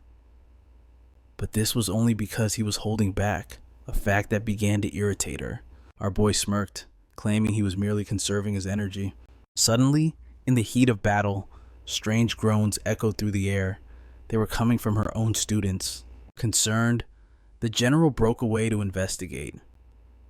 She stopped dead in her tracks, shocked by the sight of shirtless men glistening with sweat. Visibly flushed, and with her mind racing with impure thoughts, she demanded to know what this forbidden training method was. The protagonist explained calmly. These were repetitive squats, a basic yet mysterious foundation of power. The general immediately declared she would add this regimen to her own program. Returning to his normal size, the protagonist asked if she was truly certain. He needed to understand what she saw in that display of raw masculinity that changed her mind. Filled with conviction, the general replied, she had witnessed the pure joy and satisfaction on the faces of those sweating men. Finally, they reached an accord, united by the holy bond of physical exercise. But as he observed her, our hero noticed something intriguing. Her forearm muscles were exquisitely conditioned. Burning curiosity took over. How had she achieved such vascularity? The protagonist could hardly contain his excitement at the prospect of learning a new muscle-building secret. To her, it was nothing special. It was simply the result of swinging her sword every single day. Faced with his intensity, she turned the tables. The general asked if it was acceptable for Hansel to teach her soldiers his advanced training methods. Our boy smiled. He assured her that the more people who trained, the greater the results would be. The general remained confused, failing to grasp the strategic advantage of his generosity. The protagonist explained his grand vision, a world where gyms existed on every corner. By sharing knowledge, the collective gains would be limitless. His dream was for the culture of health to spread across the entire continent. Hearing this optimistic plan, the general laughed. Hansel was a far more amusing character than she had ever imagined. Impressed by his spirit, she promised to owe him a favor in the future. It was a vow the protagonist appreciated deeply. On the first night of their journey, they gathered around the campfire for a meal. China approached our boy, his face grave. There were things that needed to be said. He revealed a dark truth. The country of his childhood was plagued by extreme discrimination, targeting everything from race to magical ability. In that land, anything could be used as a reason for hatred. As they approached civilization, he feared for the safety of the protagonist and his undead bodybuilders. Hansel admitted it was a challenging dilemma. China sighed in relief, suggesting they postpone the visit to plan a safer route. But he was immediately ignored. The protagonist had spotted something far more important: horse feed. Dissatisfied with the dinner provided, our boy went to hunt for the nutrients he required. His lips tightened in anticipation. He admired the crunchy texture. There was no doubt, these were high-quality oats, the perfect ingredient for a muscle-building porridge. He looked at the grain with the eyes of a lover. It was a tragedy that only horses were eating such clean carbohydrates. This was a serious crisis. Seeing him eat animal feed, the soldiers whispered that he was a savage. One of them scoffed in disgust. There is no salvation for a monster with such inferior habits. A massive shadow suddenly loomed over the discussion. Disrespect the food, the giant rumbled, and you crush the soul of the beast who made it. What? To prove his point, the big guy revealed a bowl glowing with culinary aura. He had taken their humble rations and transformed them into a masterpiece. The aroma was enchanting. The soldiers' resolve crumbled. Doubting their own eyes, they decided they had to taste this mysterious delicacy. Boom! The moment it hit their tongues, reality shattered. Absurd ecstasy flooded their minds. The flavor was overwhelming. The mustache man trembled. Perfect balance. Sweet, sour, a hint of pepper. His long-haired companion wept openly. A miracle has exploded in my mouth. The giant smirked, crossing his arms. I'll teach you the secret recipe when we arrive, but only if you stop pestering the monsters. A deal was struck, with the soldiers pacified. Our protagonist turned his gaze to the top brass. He marched straight toward General Rihanna. Why are you here? She demanded, eyes sharp. We don't march until dawn. But our boy wasn't there for small talk. He was there to collect a debt. A favor she had promised him, a promise the general remembered all too well. Hansel revealed his prize, not gold, not artifacts, but a handful of coarse horse oats. Supply me with this, he declared. Rihanna blinked, confused. She knew this was livestock feed. She also knew the rumors that this maniac was raising hell chickens. Is it for the birds? She asked. Hansel scoffed. No. This feast is for me and my undead brothers. The general looked at them with pure pity. Planning to eat animal feed. Even one of the zombies nodded in agreement with her, thinking, please, let's not do this. The undead soldier panicked. She is a high-ranking human. If she says it's trash, we should refuse. But Hansel's eyes narrowed. His allies were wavering. This was unacceptable. Speak freely, Rihanna urged, sensing the hesitation. I can give you gourmet meals, rare items, don't debase yourself with fodder. She offered to upgrade their tents to wooden mansions, even forge them diamond-grade armor. The zombie was ready to trade the chickens right then and there. Stop! Hansel's voice cut through the air like a blade. You foolish souls don't understand the path of true power. He began his sermon, Listen well. Consuming only protein is a rookie mistake. It burdens the liver. It is inefficient. You need the holy carbohydrates. They synthesize into glycogen. They are the fuel for muscle fiber production. And these oats, they are the ultimate slow-burning energy. Low in useless calories, dense in nutrients. On my home planet, this was known as the Emperor of Grains. Hansel preached with the fire of a zealot. There is no greater reward than this. Yet, Rihanna stared at him as if he had lost his mind. To her, it was madness. The zombies shifted nervously, wondering if their leader had finally snapped. But then, the words muscle growth sank in. Their undead eyes began to glow. The holy grain of gains, anxiety vanished, replaced by pure, pump-chasing ecstasy. The soldiers watching from the sidelines were shook. Wait. Is that the secret? Is the horse food the source of their monstrous strength? Jealousy flared. They couldn't let the monsters get ahead. We'll eat it too, they roared. Give us the gains. Even the distinct duo grew curious as their former leader crunched on the dry oats like a boss. The zombies and soldiers dove in, shoveling raw grain into their mouths. It was absolute chaos. The horses watched in confusion as humans stole their dinner. Even the general's elite students joined the feeding frenzy. Plateau. Instant regret. They gagged and spat it out immediately. It tasted like drywall and misery. The slender soldier grabbed China. Spit it out. It's poison. Don't let it touch your soul. But the boy named China, he didn't stop. Crunch, crunch.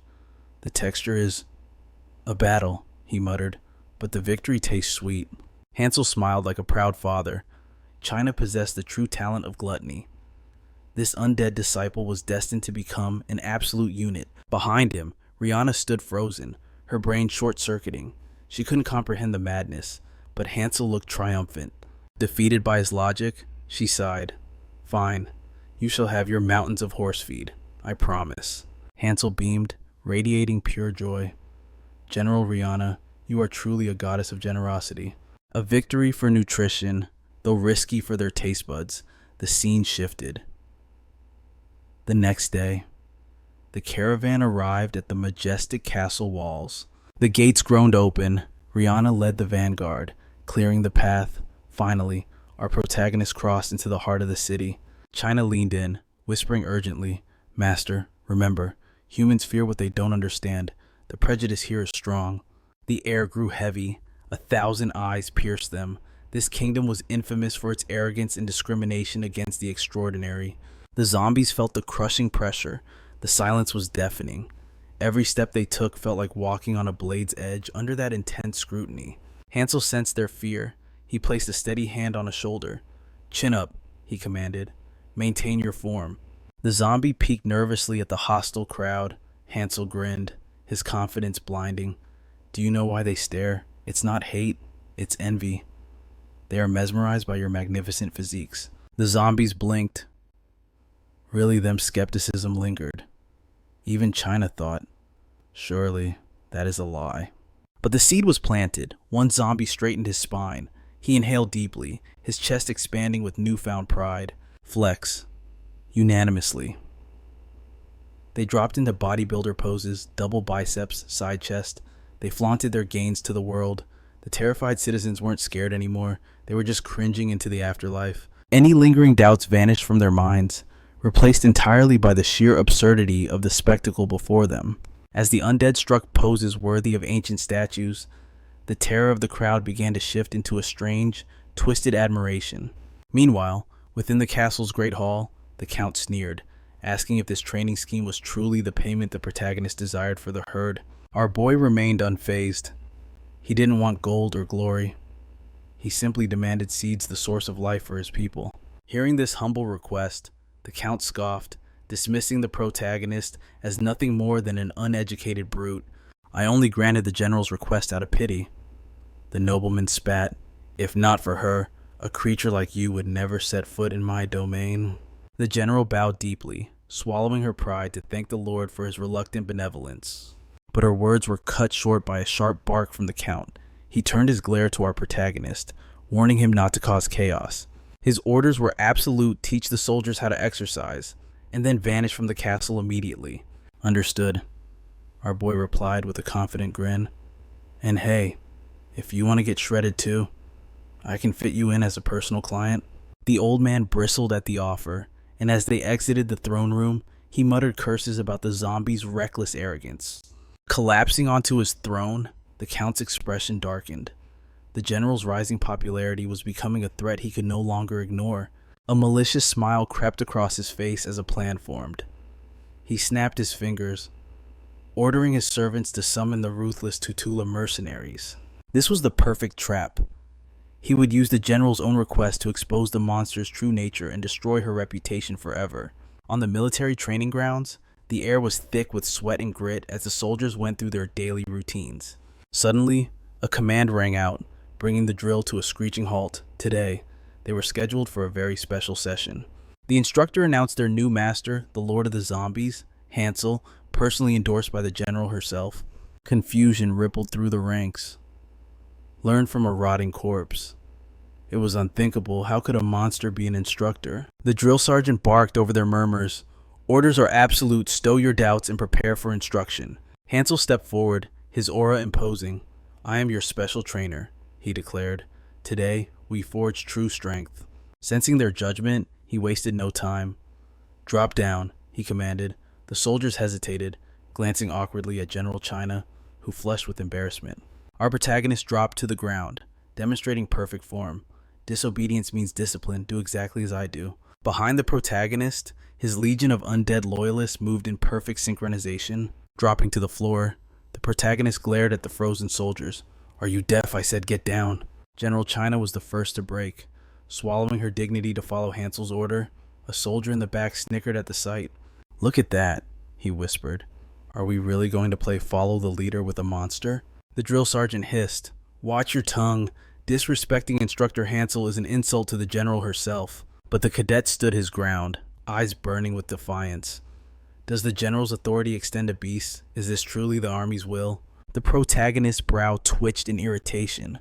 The sergeant remained silent, caught between duty and his own prejudice. Stand up, the cadet shouted to his peers. We are humans. We must maintain our dignity, not bow to the orders of a monster.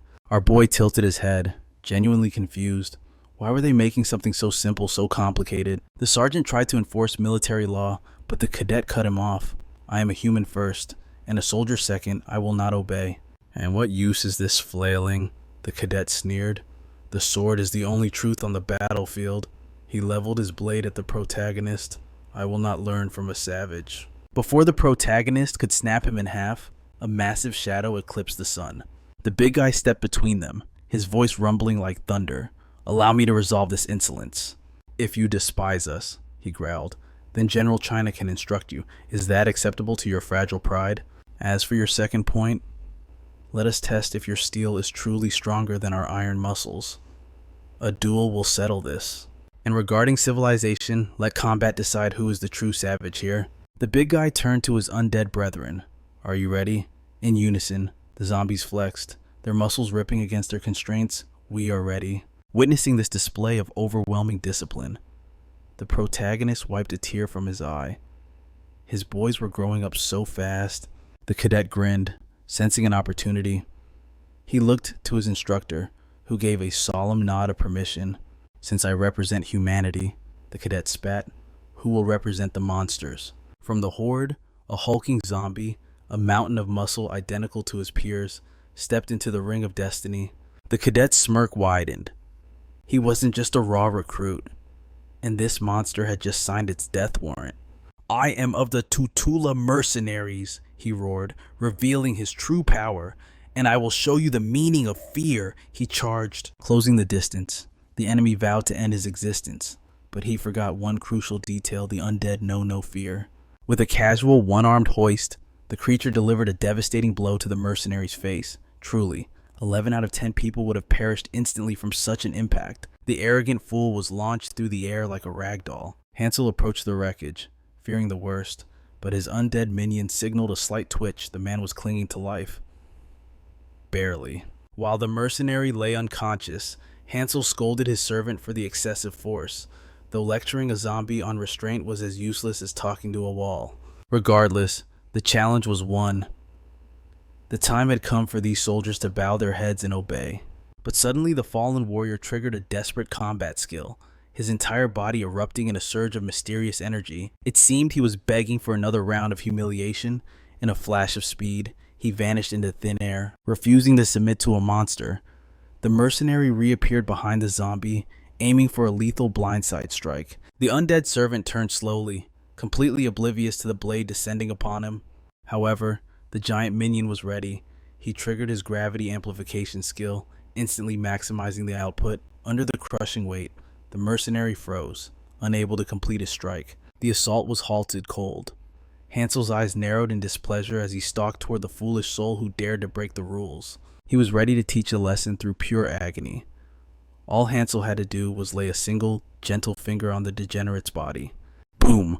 The kinetic force blasted him backward, smashing him through the solid stone wall as if it were made of paper. The mercenary was left embedded in the masonry like a grotesque piece of modern art, his body screaming in absolute agony. Paralyzed and silenced, he was finished. With the chaos settling, the general finally arrived to inspect the training grounds. Her heart raced, anxious to discover how Hansel's unorthodox methods had transformed or traumatized her troops. But instead of discipline, she found a chaotic mob of soldiers, whispering fearfully about dark magic and the monstrous nature of their new instructors. The consensus was clear: only black magic could explain such power, and therefore, these creatures could never be trusted. Bewildered by the unrest, the general demanded an immediate situation report from the head instructor. Caught between Hansel and his commander, the instructor confessed that a brawl had broken out because the men had refused to follow the general's direct orders. The soldiers had been utterly humiliated in combat, yet they clung to the pathetic excuse that the monsters had cheated with magic. Turning her piercing gaze to Hansel, the general asked the question on everyone's mind: "Did you use magic?" Hansel scoffed, declaring they would never need such cheap tricks. Still unconvinced, the general pivoted back to the nervous instructor for confirmation. Sweating bullets, the man stammered that, to his knowledge, no magic had been detected. Suddenly, a voice cut through the tension, questioning their loyalty to monsters. It wasn't a soldier, it was the Count himself. Drawn by scandalous rumors, the noble arrived with a thunderous expression, demanding to know every detail of this farce. He pressed the general, forcing her to choose between humanity and these filthy beasts. Visibly distressed, she swore her allegiance lay with her people. This only fueled the Count's rage. If that were true, he roared, then why was she taking counsel from monsters? Hansel, oblivious to the politics, assumed the Count was just another trainee and told him to dismount. Thankfully, his giant ally whispered that the man was not here for a workout. Ignoring the slight, the Count glared down at the general and asked in a low, dangerous voice, "Do you realize how much faith I have placed in you?" The general could only nod in silence. He continued his tirade, claiming her guests were terrorizing the populace. A noble student had been gravely injured, a crime that could not be overlooked. His patience had run out. He had come personally to end this madness once and for all. As punishment for this disaster, he delivered a crushing verdict. The general was to be exiled for 2 full years. Unjustly condemned, something inside the general snapped. A wave of terrifying, malicious aura exploded from her, so intense that the Count instantly soiled his trousers in pure terror. The soldiers watched in shock, their dissatisfaction with the Count's unjust ruling bubbling to the surface. They pleaded for him to reconsider, begging for the chance to slay the monsters themselves rather than lose their leader. But the Count was far too focused on his ruined dignity and the warm mess in his pants to listen to reason. Ashamed, the general bowed to Hansel, apologizing for failing to protect his people after inviting them to her domain. Hansel merely shrugged, accepting that the winds of fate are unpredictable, and told her to put her mind at ease. Seizing the moment, the general asked if the monsters could remain for just 3 months. Desperate to escape his humiliating situation, the Count hastily agreed. A dark realization dawned on the general. The stage was set. A sinister, malicious smile slowly spread across her face. Exploiting the moment, she roared at her troops, silencing their dissent by reminding them that questioning the feudal lord was treason. As soldiers, their duty was absolute obedience. When some tried to protest, she crushed their resistance with a single, thunderous command to shut their mouths. She scoffed at the sheer audacity. These insolent brats were once again showing their prejudice against monsters. Their petulance had grown so bold that they dared to question her authority. But perhaps, just perhaps, this was a catalyst for change. She needed to allow destiny to take its course, silently offering gratitude to the Lord's command that made this entire scheme possible. Deep down, she harbored a faint hope that this ordeal would temper the spirits of those young soldiers. It would be delightfully entertaining to witness their growth in the future. The general turned her back and strode away, a malicious smirk curling her lips as she envisioned the hellish training awaiting them. Just as the sun dipped below the horizon, under the cover of twilight, a man departed the castle, the weight of a heavy bag of gold coins swinging by his side. It was that arrogant mercenary. With this hefty payout, his dream of retirement was finally within reach. He flushed red, thinking of opening a flower shop for his beloved, a humble life far from the battlefield. He pulled out a worn portrait of his daughter, his heart swelling with the certainty that he would be reunited with her soon. But fate is a cruel mistress. At that very moment, that same portrait was being consumed by merciless flames miles away. His hometown had been reduced to ash, a literal hell on earth where a tidal wave of the undead surged through the ruins.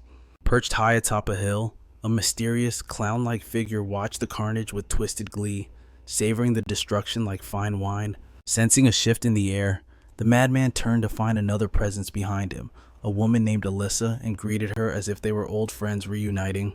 He mocked the chaotic troop of monsters below, noting how warmly the town had welcomed them, before extending a gloved hand toward Alyssa. He invited her to dance amidst the slaughter, but the girl offered only cold silence until, whimsically, she decided to accept his offer. And so, madness and beauty waltzed upon the hill, while the city below crumbled into dust. The scene then shifted to the bright morning of the following day. The general raised an eyebrow, demanding to know why China was standing there burdened with so much luggage on a rest day. He explained that training was suspended and requested permission to accompany the general for a leg of her journey, a request she graciously granted. Their destination was set. They were venturing toward a location shrouded in secrecy. China trembled with anxiety, fearing the feudal lord's wrath if they were discovered, but she assured him with absolute confidence that she had full authorization. Her words acted as a potent elixir, instantly filling China with courage as he vowed to escort her safely to their destination. She noted with satisfaction that his voice resonated with new power, a clear testament to the hellish training he had endured. Teasingly, she promised to take his hand in marriage if he became a true warrior, unaware that China, a man in his 20s, viewed the general as an ancient relic over 60. The proposal was more terrifying than appealing to him, and his visible hesitation caused a vein to pop on the woman's forehead. Murderous intent exploded from her, requiring her disciples to physically restrain her from obliterating him for his silent disrespect. Meanwhile, deep within the forest, a zombie stalked its prey, a slime waiting for the perfect moment to engage its muscle fibers for a lethal strike. The undead creature grappled the slime, applying intense isometric pressure, not to kill, but to perfect his muscular hypertrophy training. His undead spotter expressed concern, asking if his arm had recovered enough to handle such intense physical strain without tearing a ligament. But the gains were worth the pain. They finished their set, eager to return to the protagonist who had promised to unveil a revolutionary new exercise. The general stumbled upon this bizarre scene, demanding to know why the undead were hauling slimes, shocking the monsters with her sudden appearance. The creatures recognized China immediately. Knowing he was due to return to the training camp after his escort mission, China nodded solemnly, declaring that it was finally happening, leaving the general completely baffled as her questions remained ignored. The zombie explained that the capture of the slimes was a direct mandate from Hansel, a necessary component for his grand plan. This piqued the general's interest. She knew well that slimes were trash monsters, useless even for basic alchemy ingredients. Sensing her skepticism, the zombie insisted she accompany them, claiming that some truths could only be understood through observation. She pressed them, asking if Hansel had kept them in the dark, but the creature shook its head, implying a deeper purpose. China stepped in, apologizing to the general and explaining that these muscle-brained creatures lacked the eloquence to articulate the master's vision. Intrigued by the friendly demeanor of the monsters, she decided to follow them into the unknown. Traversing the forest path, they finally rendezvoused with Hansel, who looked surprised to see China, and even more shocked to see the general. The general explained she was merely passing by to bid farewell, but her eyes betrayed a burning curiosity about their strange activities. She gestured toward the quivering pile of slimes, demanding to know what possible use he could have for such weak creatures. Hansel explained his analysis standard bodybuilding and weightlifting were inefficient for the soldiers' current level of growth. They needed dynamic resistance training, but lacking modern gym equipment, he had decided to engineer his own solution. The general scoffed, assuming he intended to fashion a simple training dummy for sword practice, underestimating his ingenuity. The protagonist shook his head, declaring that this had nothing to do with blades, and ordered a slime to be brought before him. It was time for the demonstration. With surgical precision, he plunged his hand into the creature, ripping out its core to begin the transformation. With the core extracted, the creature's regeneration capabilities will fully restore it within a few days. They allow it to recover for the perfect harvest. Now, he prepares to puncture the coreless beast. Slimes possess ungodly elasticity and contraction. He treats the monster's body like a high-tensile rubber band, transforming a living threat into a mere training tool. The general may be clueless, but make no mistake, this simple equipment unlocks infinite exercise variations. The level of resistance is dictated solely by the slime's color grade. As our boy lectured on fitness theory, the general suddenly bowed her head in apology. Hansel was taken aback, unable to grasp the reason for her sudden shift in tone. She confessed the truth. The protagonist might have been oblivious, but she had harbored dark suspicions about him. She believed his obsession with training was a facade to infiltrate human society. But she was wrong. His heart was pure, dedicated only to the path of muscle cultivation. She admitted her failure as a mentor. She lacked the strength to overturn the discriminatory rot plaguing this nation. That is why she endured the feudal lord's incompetence until now. However, she sees the fire in Hansel's eyes. He is different. He possesses the power to revolutionize this kingdom. Our boy seemed to understand the heavy burden placed upon his shoulders. His muscles rippled with explosive power as he declared that transformation was his absolute specialty. But the general clarified she wasn't speaking of physical gains. Misunderstanding her, Hansel summoned his undead legion to flex, proving he could reshape even a group of corpses. To everyone's shock, the general admitted that, actually, that was exactly the kind of revolution she needed. With a dramatic flourish, she tossed her cape aside. Several elite students emerged from the shadows. They aren't arrogant nobles. They possess a genuine hunger for the protagonist's forbidden knowledge. Despite their burning passion, some hesitated at the unorthodox methods, unwilling to prostrate themselves on the dirt without cause. The general's eyes pleaded with silent intensity. She asked if she could entrust the future of her disciples to Hansel's iron guidance. Our protagonist was stunned by the crowd, but his resolve hardened like steel. Clenching a fistful of determination, he vowed she could count on him to forge them into warriors. Meanwhile, in the distance, thunderous hooves tear through the forest silence. The feudal lord halts his battalion. They have arrived at the ruins of the fallen city, scanning the wreckage for answers. The enemy is the scourge of the undead. But the true nightmare lies in the infection. A single bite condemns a soldier to join the ranks of the damned. The feudal lord's voice cut through the air, commanding absolute vigilance. Drawing his blade, he rallied his men. The order to advance was given, but with every step toward the city, the shadow of death loomed larger. Unbeknownst to them, a squad of freaks watched from the shadows. The entity known as Joker signaled his companion to hold their position. Intervening now would only draw out the general. Beside him, a demonic hound barked, trembling with bloodlust. Annoyed by the noise, Joker unleashed a wave of killing intent, punishing the beast and ordering it to stand down. Even under the weight of punishment, the creature's loyalty remained absolute. Joker smirked, promising that their time to join the chaotic symphony was approaching. These shambling corpses are merely the prelude to the true apocalypse. Meanwhile, back at the camp, humans and zombies united under the banner of fitness. The protagonist lectured on the limits of daily muscle fatigue. Precise targeting is required to avoid systemic failure. The instructor barked orders. It was time to utilize the protagonist's slime tech inventions for the bench press session. However, our protagonist raised a hand, stopping them cold. Today, they would not be lifting mere iron. Our boy was preparing to unleash a hellish new regimen, CrossFit. The instructor looked completely bewildered by the alien term. It is the ultimate functional training method, high-intensity movements combined to forge a body without weaknesses, keeping all stats perfectly balanced. By dividing into squads, They ignite the spirit of teamwork and fuel the fires of rivalry. There is no faster way to forge bonds than through shared suffering. Our boy had already organized the roster. The time for pain had arrived. A fire ignited in the students' eyes. Their motivation was skyrocketing. While the Lord's soldiers waged a desperate war against the undead monstrosities, the training camp had become a temple of sweat. It was a tale of two worlds. Soldiers severed heads on the battlefield, while disciples tore muscle fibers in the gym.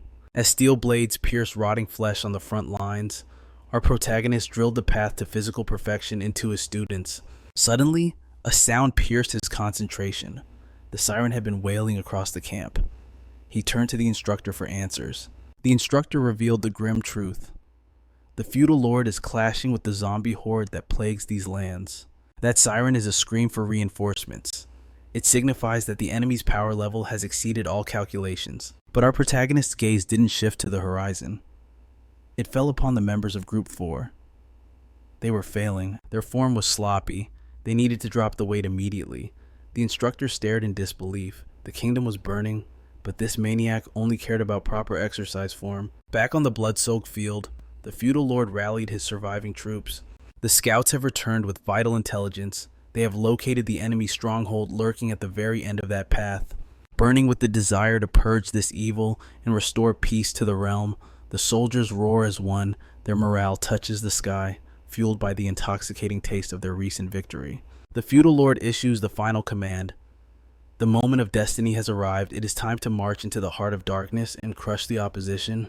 With a war cry that shakes the earth, the vanguard charges the undead horde. Steel meets rotting flesh as a symphony of destruction erupts once more. However, the Lord's strategist trembles with unease. They have ventured too deep into the forest's abyss, potentially walking straight into a death trap. But the feudal lord remains dismissive. He views the zombies as nothing more than mindless beasts, incapable of strategy or guile. He relies solely on the crushing weight of numbers. Convinced of his supremacy, he signals the front line to press the attack without mercy.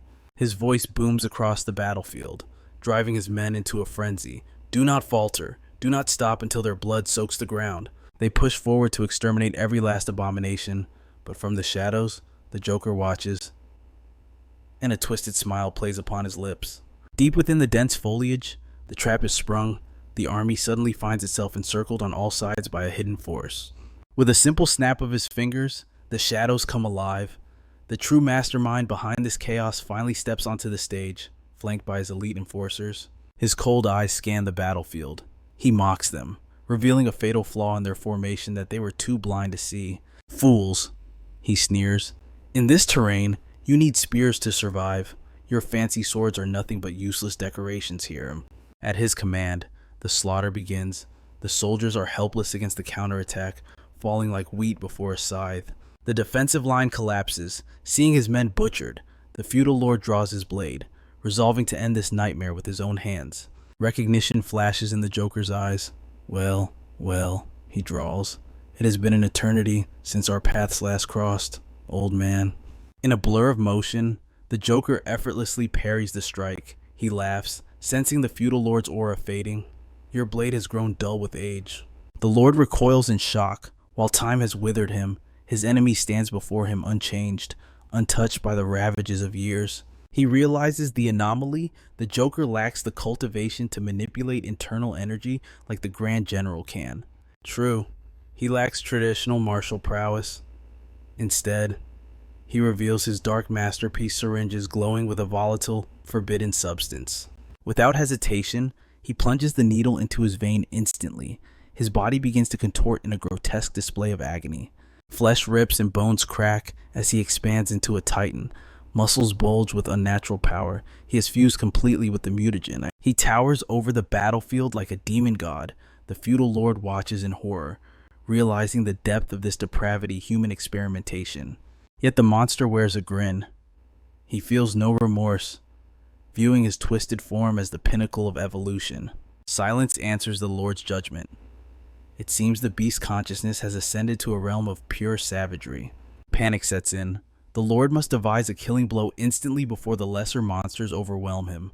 He has one chance to decapitate the beast. He channels every ounce of his remaining life force. His blade glows with desperate energy as he unleashes his ultimate secret technique. But the attack is intercepted. A massive hand, nearly 6 feet of crushing muscle, snatches him out of the air before he can strike. Impact. The Lord is smashed into the earth with bone-shattering force. Broken and bleeding, he cannot comprehend how a mere mortal achieves such godlike strength. But the monster gives him no respite. The shadow of death looms as the Joker raises a fist to finish the job. He rolls away by a hair's breadth. The ground explodes where he just lay. Had that connected, he would be nothing but paste in a heartbeat. The behemoth is upon him again. The old master is forced to raise his trembling blade in a desperate guard. He frantically studies the monster's movements. If he can just read the attack trajectory, a path to survival might open. He activates his defensive arts, turning his body into a fortress, but the sheer weight of the attack makes his legendary sword scream under the strain. It is useless. The impact sends him flying through the forest, crashing through ancient trees like a discarded toy. Dust settles, and miraculously, the old master draws breath. His tenacity is the stuff of legends. He tries to raise his weapon, but his arms betray him. The steel clatters to the dirt, heavy as a mountain. A cold realization grips his heart. The situation has spiraled beyond his worst nightmares. His body is broken, but his mind is tormented by a single question. How did a man bypass the laws of nature to gain such monstrous power? The transformed Joker lumbers closer, the earth shaking with each step. He looks down, savoring the confusion in the old man's eyes. "This is the evolution of civilization," he booms, his voice surprisingly lucid. "Did you think I traded my intellect for this brawn? You lost because you clung to your archaic swordsmanship while you stagnated in tradition. I embrace the future. That is why you are weak." The Lord spits blood, defiant to the end. "You dare mock our ways. You know nothing of the general's true power." A cruel grin splits the Joker's face. "Oh, I know her very well, but you have missed the most critical detail." He points a massive claw behind the Lord. "Just look." The feudal lord turns his gaze, and his soul freezes. The sight before him is a vision of absolute despair. One of the Joker's elite executioners descends, unleashing absolute annihilation upon the feudal lord's forces. Soldiers are shredded like paper dolls. The Joker scoffs, calling this a slaughter of helpless lambs rather than a battle. The beast unleashes a vortex, dragging screaming soldiers into a whirlpool of death. The Joker mocks their struggle, noting that skill gaps are absolute. The carnage is so vile that fallen soldiers are instantly rising again as undead horrors. The feudal lord's mind snaps, refusing to accept the nightmare unfolding before him. The Joker is amused by such pathetic denial of reality. Bored of the chatter, the villain prepares a strike to extinguish the old man's life force. Suddenly, a flash of steel slices through the dark night. A secret art strikes true, severing the Joker's hand with deadly precision. The advisor steps from the shadows. He commands his master to flee, offering his own life to buy precious seconds. But shock freezes the advisor in his tracks. The feudal lord had not hesitated for even a heartbeat. He fled without a backward glance. Even the Joker is stunned by the sheer depth of the old man's cowardice. This absurdity breaks the Joker. A dark, bubbling laughter erupts from his chest, uncontrollable and manic. Some things never change. The old man is wrought to the core. Selfishness is the Lord's only creed. Realizing the end is near, the loyal advisor barks one final command to the troops. "Retreat, abandon the field, run," boom. As if the Reaper himself is nipping at your heels. Follow the Lord if you wish to live, but his words are cut short by a looming shadow. The Joker's regenerated hand descends. It crushes the advisor instantly, shattering both the man and his blade into dust. The remnants of the army scatter like rats. The low-intelligence zombie asks its master if the hunt should continue. Reverting to his true form, the Joker shakes his head. There is no need for a chase when the prey is heading exactly where he wants them. He banks on the old man's stupidity. The Lord will gather more lambs for the slaughter, playing right into the Joker's twisted game. Meanwhile, the disgraced Lord whips his horse, fleeing in panicked desperation. His mind reels in shock. He has no concept of how to slay such monsters. He has glimpsed the face of hell. While the world burns, our protagonist grinds. Back at the training grounds, his rep count defies logic. The man is a machine of pure stamina. The battered army gallops away, gasping for air. The Lord demands a situation report on this catastrophe. Rumi, the blonde-haired aide, speaks up. "The losses are devastating. 347 soldiers out of 400 are gone. 27 are crippled, leaving only 26 standing. The Lord knows his castle guard adds merely 100 men, plus rockettes. Despair sets in. How can he repel an army of demons with such a pitiful force? Rumi suggests recalling the general, but the Lord shakes his head. Time is a luxury they do not have. She would never arrive before the slaughter reaches their gates. Cornered, the girl proposes a radical solution. Use the monsters in the castle. She recalls Hansel clashing evenly with the general. Power recognizes power. They live on our land and eat our food. It is time they paid their rent in blood. A sinister light enters the old man's eyes. Fighting monsters with monsters? He relishes the plan and orders it immediately. 3 days of grueling travel later, he storms the castle. He heads straight for the heart of the training center. Silence falls over the grounds as he demands attention. Our protagonist pauses, surprised by this sudden interruption. The Lord's companion screeches at them. She demands the fools obey the command instantly. Unfazed, our protagonist and his undead gym bros approach the Lord. Eyeballing the muscle-bound hero, the Lord asks, "Are you Hansel?" Our boy nods, asking innocently if the old man is here to join the workout. The Lord sneers at the suggestion. He is here to issue a decree to these beasts. Pay your debts. You freeloaders, your task is simple. Destroy the enemy undead marching toward these walls. The protagonist's crew exchanges uneasy glances. Even the big guy looks concerned by the demand. The Lord grows impatient with their blank stares. He asks if their rot-filled brains comprehend the order. He claims he is offering these inferior creatures a gift, a chance to die with a shred of dignity. He even dangles the promise of citizenship, a reward for their sacrifice. If they survive, it is time to show the fruits of their labor. The protagonist shouts a command that confuses everyone: double biceps. The zombies inhale in unison. They expand their chests, showcasing the terrifying perfection of their gains to the Lord. The feudal lord freezes. He stares blankly, unable to comprehend the glorious muscle display before him. The protagonist declared that their bodies were temples forged in the fires of discipline, and now it was time to display the magnificent results of their grinding. Visibly irritated, the old man snapped that this was no battlefield for comedy, ordering them to fall in line immediately. But the protagonist's eyes blazed with fury. He roared that if they were injured or killed, the holy path of their training would be cut short forever.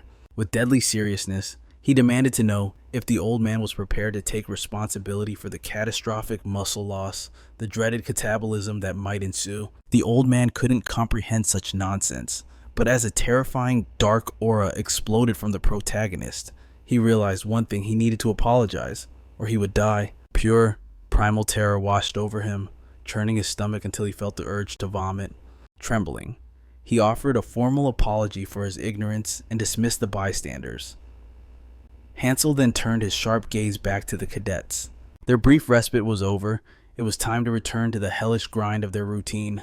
The old man's assistant suggested one last attempt at negotiation, but the feudal lord shook his head in despair. The monsters would never listen to reason.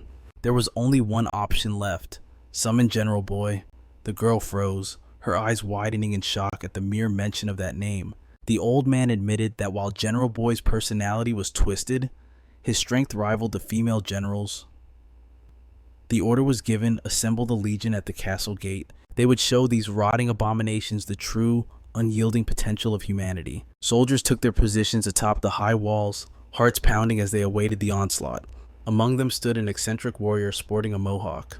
It was none other than General Boy. Beside him, the old lord trembled. His eyes locked on the horizon where a massive horde of the undead approached like a tidal wave. Boy raised a hand, signaling his men to hold. He had sensed something: a sharp intellect guiding the mindless swarm. Before the rivers of blood began to flow, he shouted out, demanding to know if anyone dared to speak before the slaughter commenced. From the sea of rotting flesh, Coringa stepped forward, flanked by his elite lieutenants and a mysterious woman the old lord instantly recognized. It was Elisa.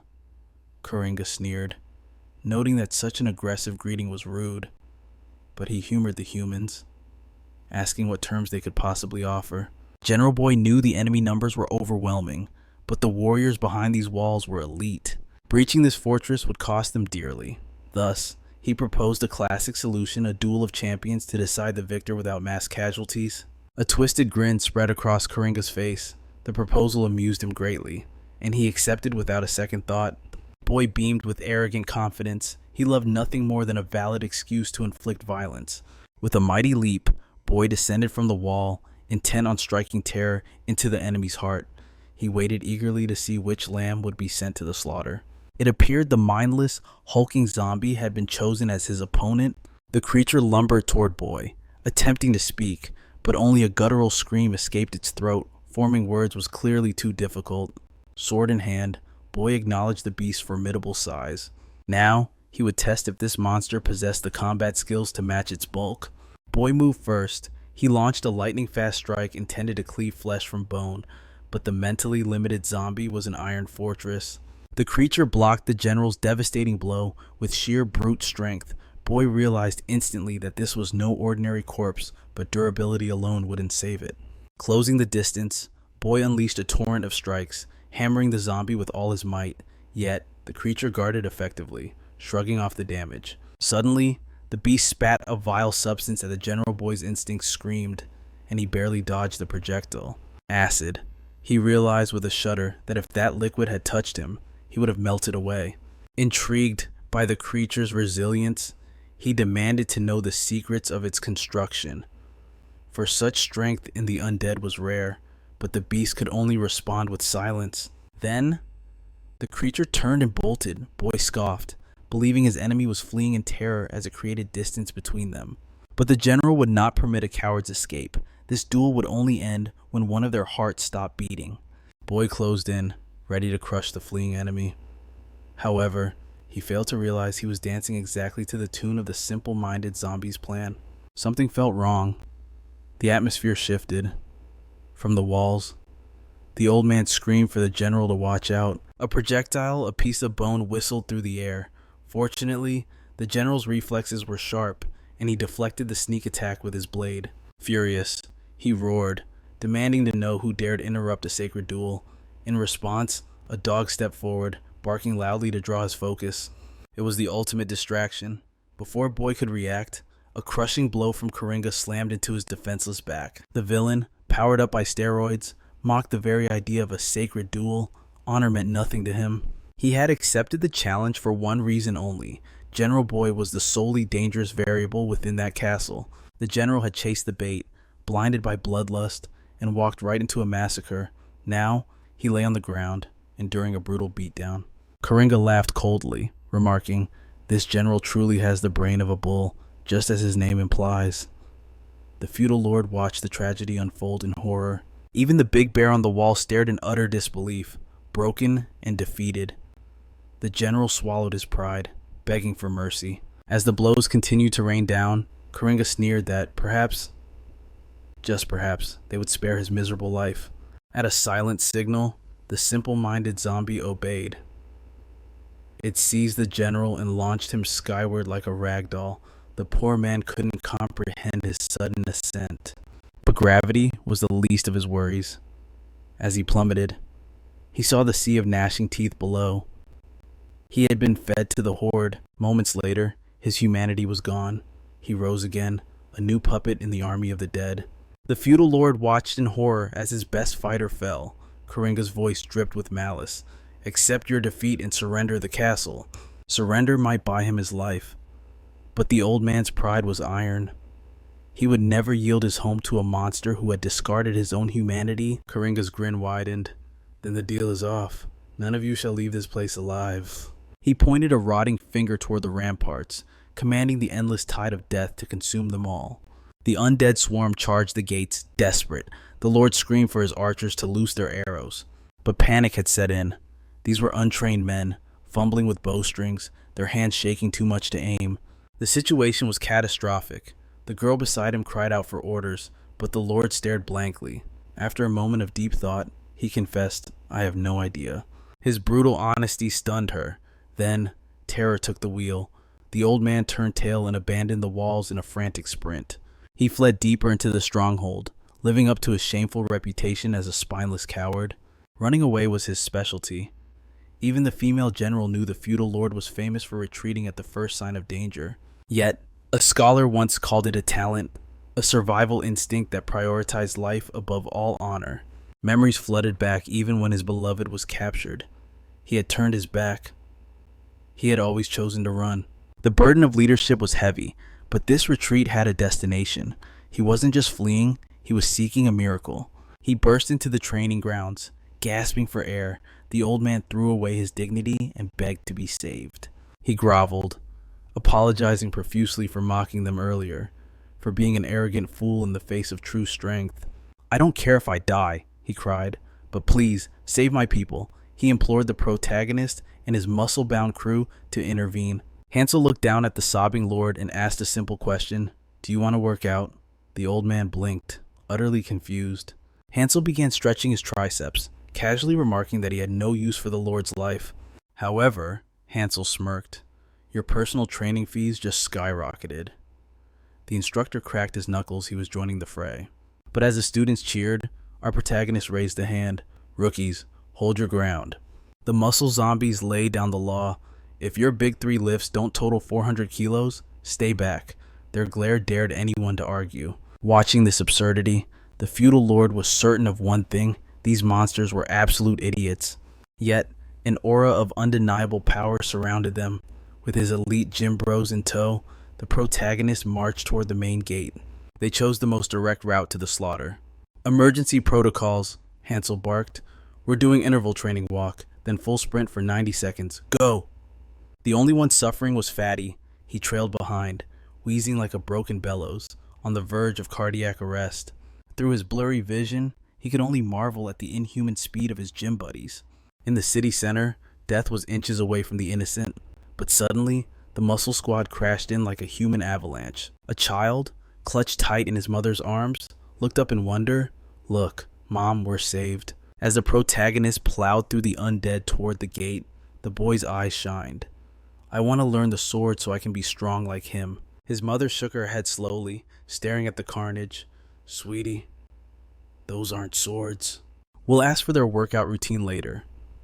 The gate had fallen, and the battle was reaching a fever pitch. Our protagonist activated Hawkeye. Scanning the rotting enemies, he frowned. "Look at that dry skin. They're seriously dehydrated." Fatty finally stumbled into the fray, lungs burning. They're zombies," he gasped. Hansel cut him off instantly. "Stand up straight. Slouching kills your gains faster than any monster." Fatty straightened up and explained, "These ghouls are driven by pure hunger. Zero intelligence, just appetite. They are just walking meat." Hansel smashed through the horde, feeling absolutely no remorse for pulverizing the mindless dead. Fatty looked at the overwhelming numbers. "So, boss, what's the strategy?" Hansel watched the flood of enemies entering the gate and nodded. "Simple. I'm going to push them all back out, using only my pecs." Fatty stared in disbelief, but seeing Hansel's dangerous gaze, he quickly pivoted. "Genius, an absolutely flawless plan." Hansel beamed with pride. "Sensing an opportunity?" Fatty asked. "Then allow me to direct the flow of battle." Hansel gave the nod. Now in control. A wicked grin spread across Fatty's face. Beneath the flab, a creature of darkness was waking up to play. The commander issued his orders. Squads 1 and 2 were to spread out and form an impenetrable defensive perimeter around the village. Meanwhile, Squads 3 and 4 were tasked with scaling the castle ramparts to reinforce the human soldiers in the heat of battle. As for Squad 5, they were assigned to support the protagonist directly, but Fatty soon realized the truth. Hansel was a one-man army who needed no assistance. It seemed like madness, yet against all odds, his chaotic plan was unfolding perfectly. While Fatty analyzed the battlefield, a shout rang out. The feudal lord roared the command: the gate must be sealed immediately. Although our hero had repelled the initial wave, the open entrance remained a gaping wound in their defense. They had to close it now. But despair colored his assistant's voice. The gate was shattered. There was absolutely no debris large enough to block the void. The situation was becoming catastrophic. However, the disciple known as China had foreseen this crisis. Behold, with the aid of his undead brethren, he was hauling a colossal iron dumbbell toward the battlefield. The old man recognized China instantly.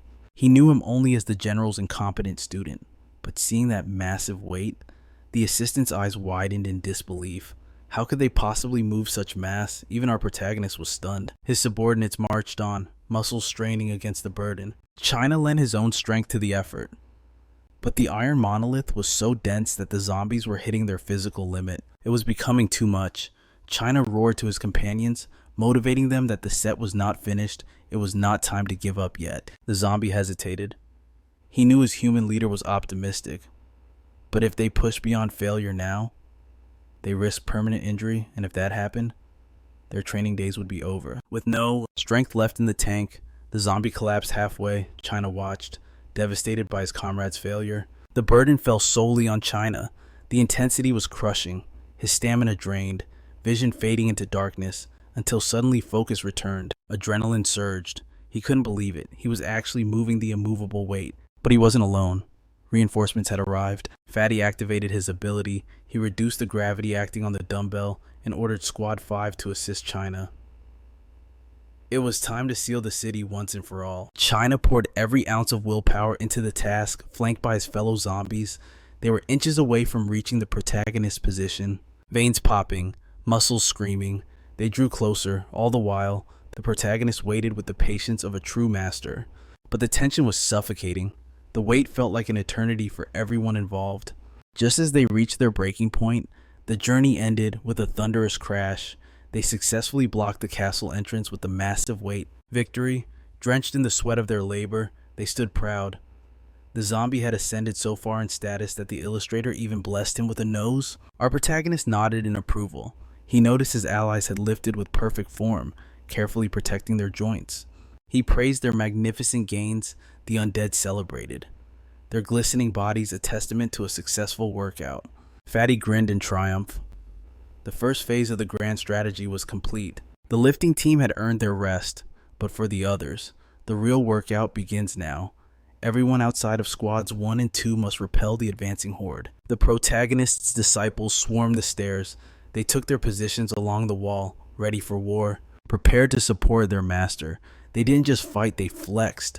Using the raw power of their muscles, they began to push back the enemy. One zombie questioned his technique. Hansel corrected him instantly. Focus on the pectoral contraction. Heeding his advice, they unleashed absurd muscular flexes, but the enemy was fierce and starving for flesh. The combat was getting too close. Our protagonist's allies were exposed to the ravenous beasts. The assistant screamed in terror. Don't let them bite you. You'll be infected. Panic seized the humans. And then, disaster.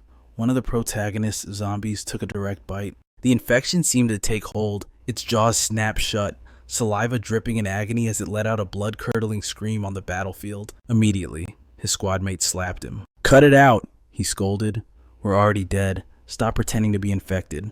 The assistant stood frozen, her brain unable to process the absurdity. She couldn't comprehend their logic, but for the undead legion, this was just high-level trolling. Jokes aside, the war was still raging.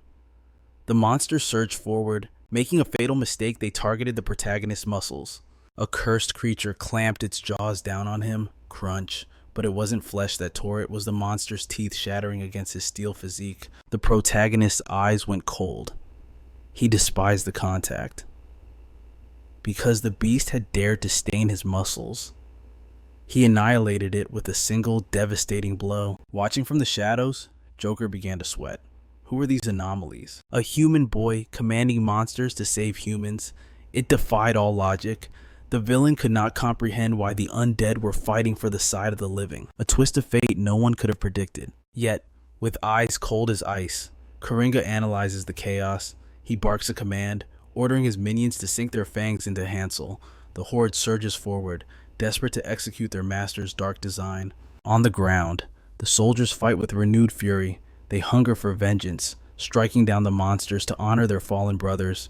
The agile scout and the towering brute hold the line. Together, they form an impenetrable wall against the charging beast wave. High atop the tower, the feudal lord emerges from the shadows. He orders his aide to clear the view, his gaze locking onto the protagonist below. With a trembling finger, he points toward the chaotic center. There, he declares, that blue-haired devil is the source of this nightmare. But Hansel is drowning in a sea of rotting flesh. The swarm is too dense. His vision is blocked by the endless tide of the undead. The Lord's voice cuts through the din of battle. Charge forward. A straight path leads to the blue-haired enemy. Hansel's mind sharpens, locking onto the coordinates. Before unleashing his power, he glances back. Can you hold them? The undead ally nods a silent vow of loyalty. The path is finally open. Like a runaway train, Hansel charges. He leads with sheer brute force, shattering the cursed creatures like glass beneath his feet. From the ramparts, the Lord watches in awe. A miracle unfolds before his eyes. The protagonist isn't just fighting. He is cleansing the battlefield of every last monster. Impossible, Coringa's arrogance crumbles into rage. He realizes his zombie army is nothing but fodder. He turns to his silent partner, demanding an answer. But the mysterious figure remains stone still, refusing to utter a single syllable. Coringa had hoped to remain a spectator. But Hansel is a chaotic variable that defies all calculation. With no choice left, he stalks toward the protagonist. Hansel spots the blue-haired target.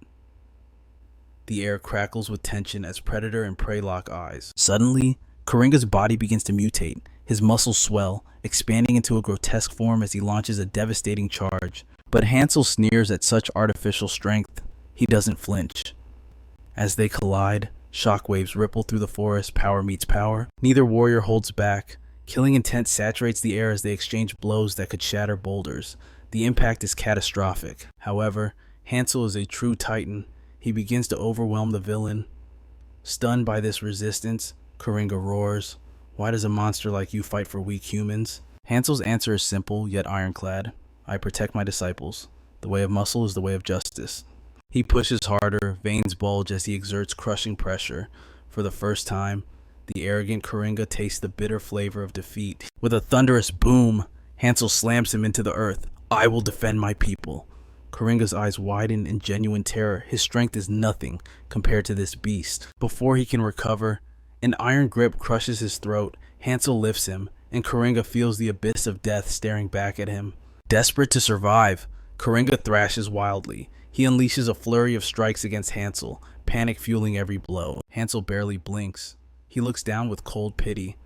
Is that all? Now, it is time to witness the definition of absolute power. Every fiber of Hansel's being tightens. He channels the ultimate technique of muscle control. With Coringa pinned, Hansel drags him through the dirt like a rag doll. The ground tears open, leaving a trench of destruction in his wake. The enemy forces freeze in horror. The tide has turned meanwhile. The mindless zombies are failing to break the human lines. Elisa hisses to her comrade. "This is bad. The plan is crumbling before our eyes." She decides to intervene. "I will remove the anomaly myself." Her body shifts, morphing into a living weapon bristling with razor-sharp blades. Her killing aura is suffocating. She is a disaster-class threat. Flanked by her hound, she rushes to save Coringa, but fate intervenes before she can strike Hansel. A new challenger emerges from the forest shadows. Elisa skids to a halt. Who is this warrior blocking her path? It is the general's legendary aunt. Chuva's steel clashes against steel as the two battle maidens engage in a dance of death. Realizing she is pinned down, Alyssa shouts to the beast, "Find Coringa, go." The hound obeys, loyal even to a cruel master. Sparks fly as their weapons collide. Chuva smirks, her eyes narrowing. "Do you truly believe a child's tricks can defeat a master?" Hatred burns in Elisa's gaze. "I will tear you apart." She spots a momentary gap in Chuva's defense and lunges. Meanwhile, atop the castle walls, Gordon activates his gravity arts. "Heave," he commands. The zombies strain against the ropes, priming a massive siege weapon. "Release." The boulder launches. Gordon's magic renders it light as a feather, soaring upward. But at the apex of its flight, the spell shifts.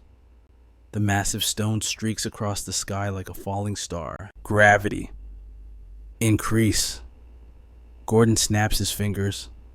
The rock becomes heavier than a mountain, plummeting straight toward the enemy ranks. Kaboom! The impact is apocalyptic. Debris rains down like hellfire. Satisfied, Gordon barks orders. "Reload. Bring me more ammunition." Team 1 hunt down every last straggler within the village. Leave no shadow unchecked. Group 2, hold the gate with your lives. Teams 3 and 4, repel the swarm. Do not let them advance a single inch. High above the carnage, the feudal lord watches his kingdom fight back. And for the first time, he sees a glimmer of victory.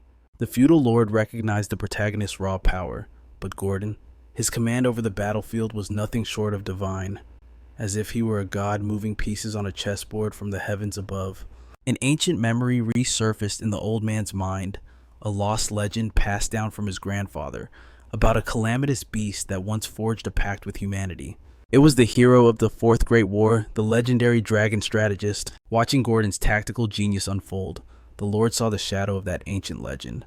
Meanwhile, our protagonist continued his ruthless assault, raining destruction upon Coringa. The villain, desperate to turn the tide, activated his forbidden techniques once more. His flesh twisted and morphed, transforming his arm into a grotesque, spiked bludgeon.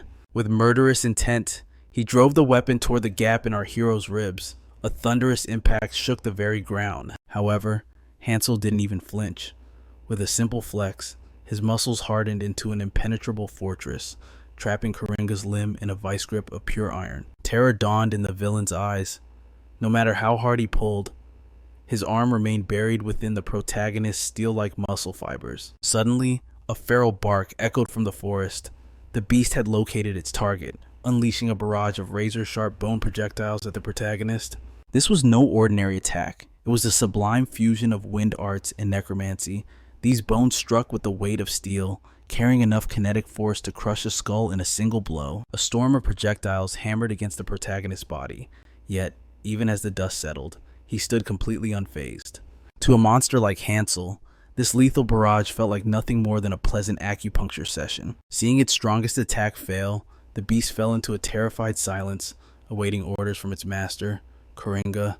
Pushed to the brink of defeat, Coringa realized he had no choice but to unleash his trump card. Injecting a massive dose of the stimulant, he cursed the heavens, screaming that Hansel had forced his hand, but our boy remained unmoved. He knew that no matter how much power this trash borrowed, he would never escape his grasp. Suddenly, the situation took a shocking turn. The surged-up Coringa lunged, seizing our boy by the throat.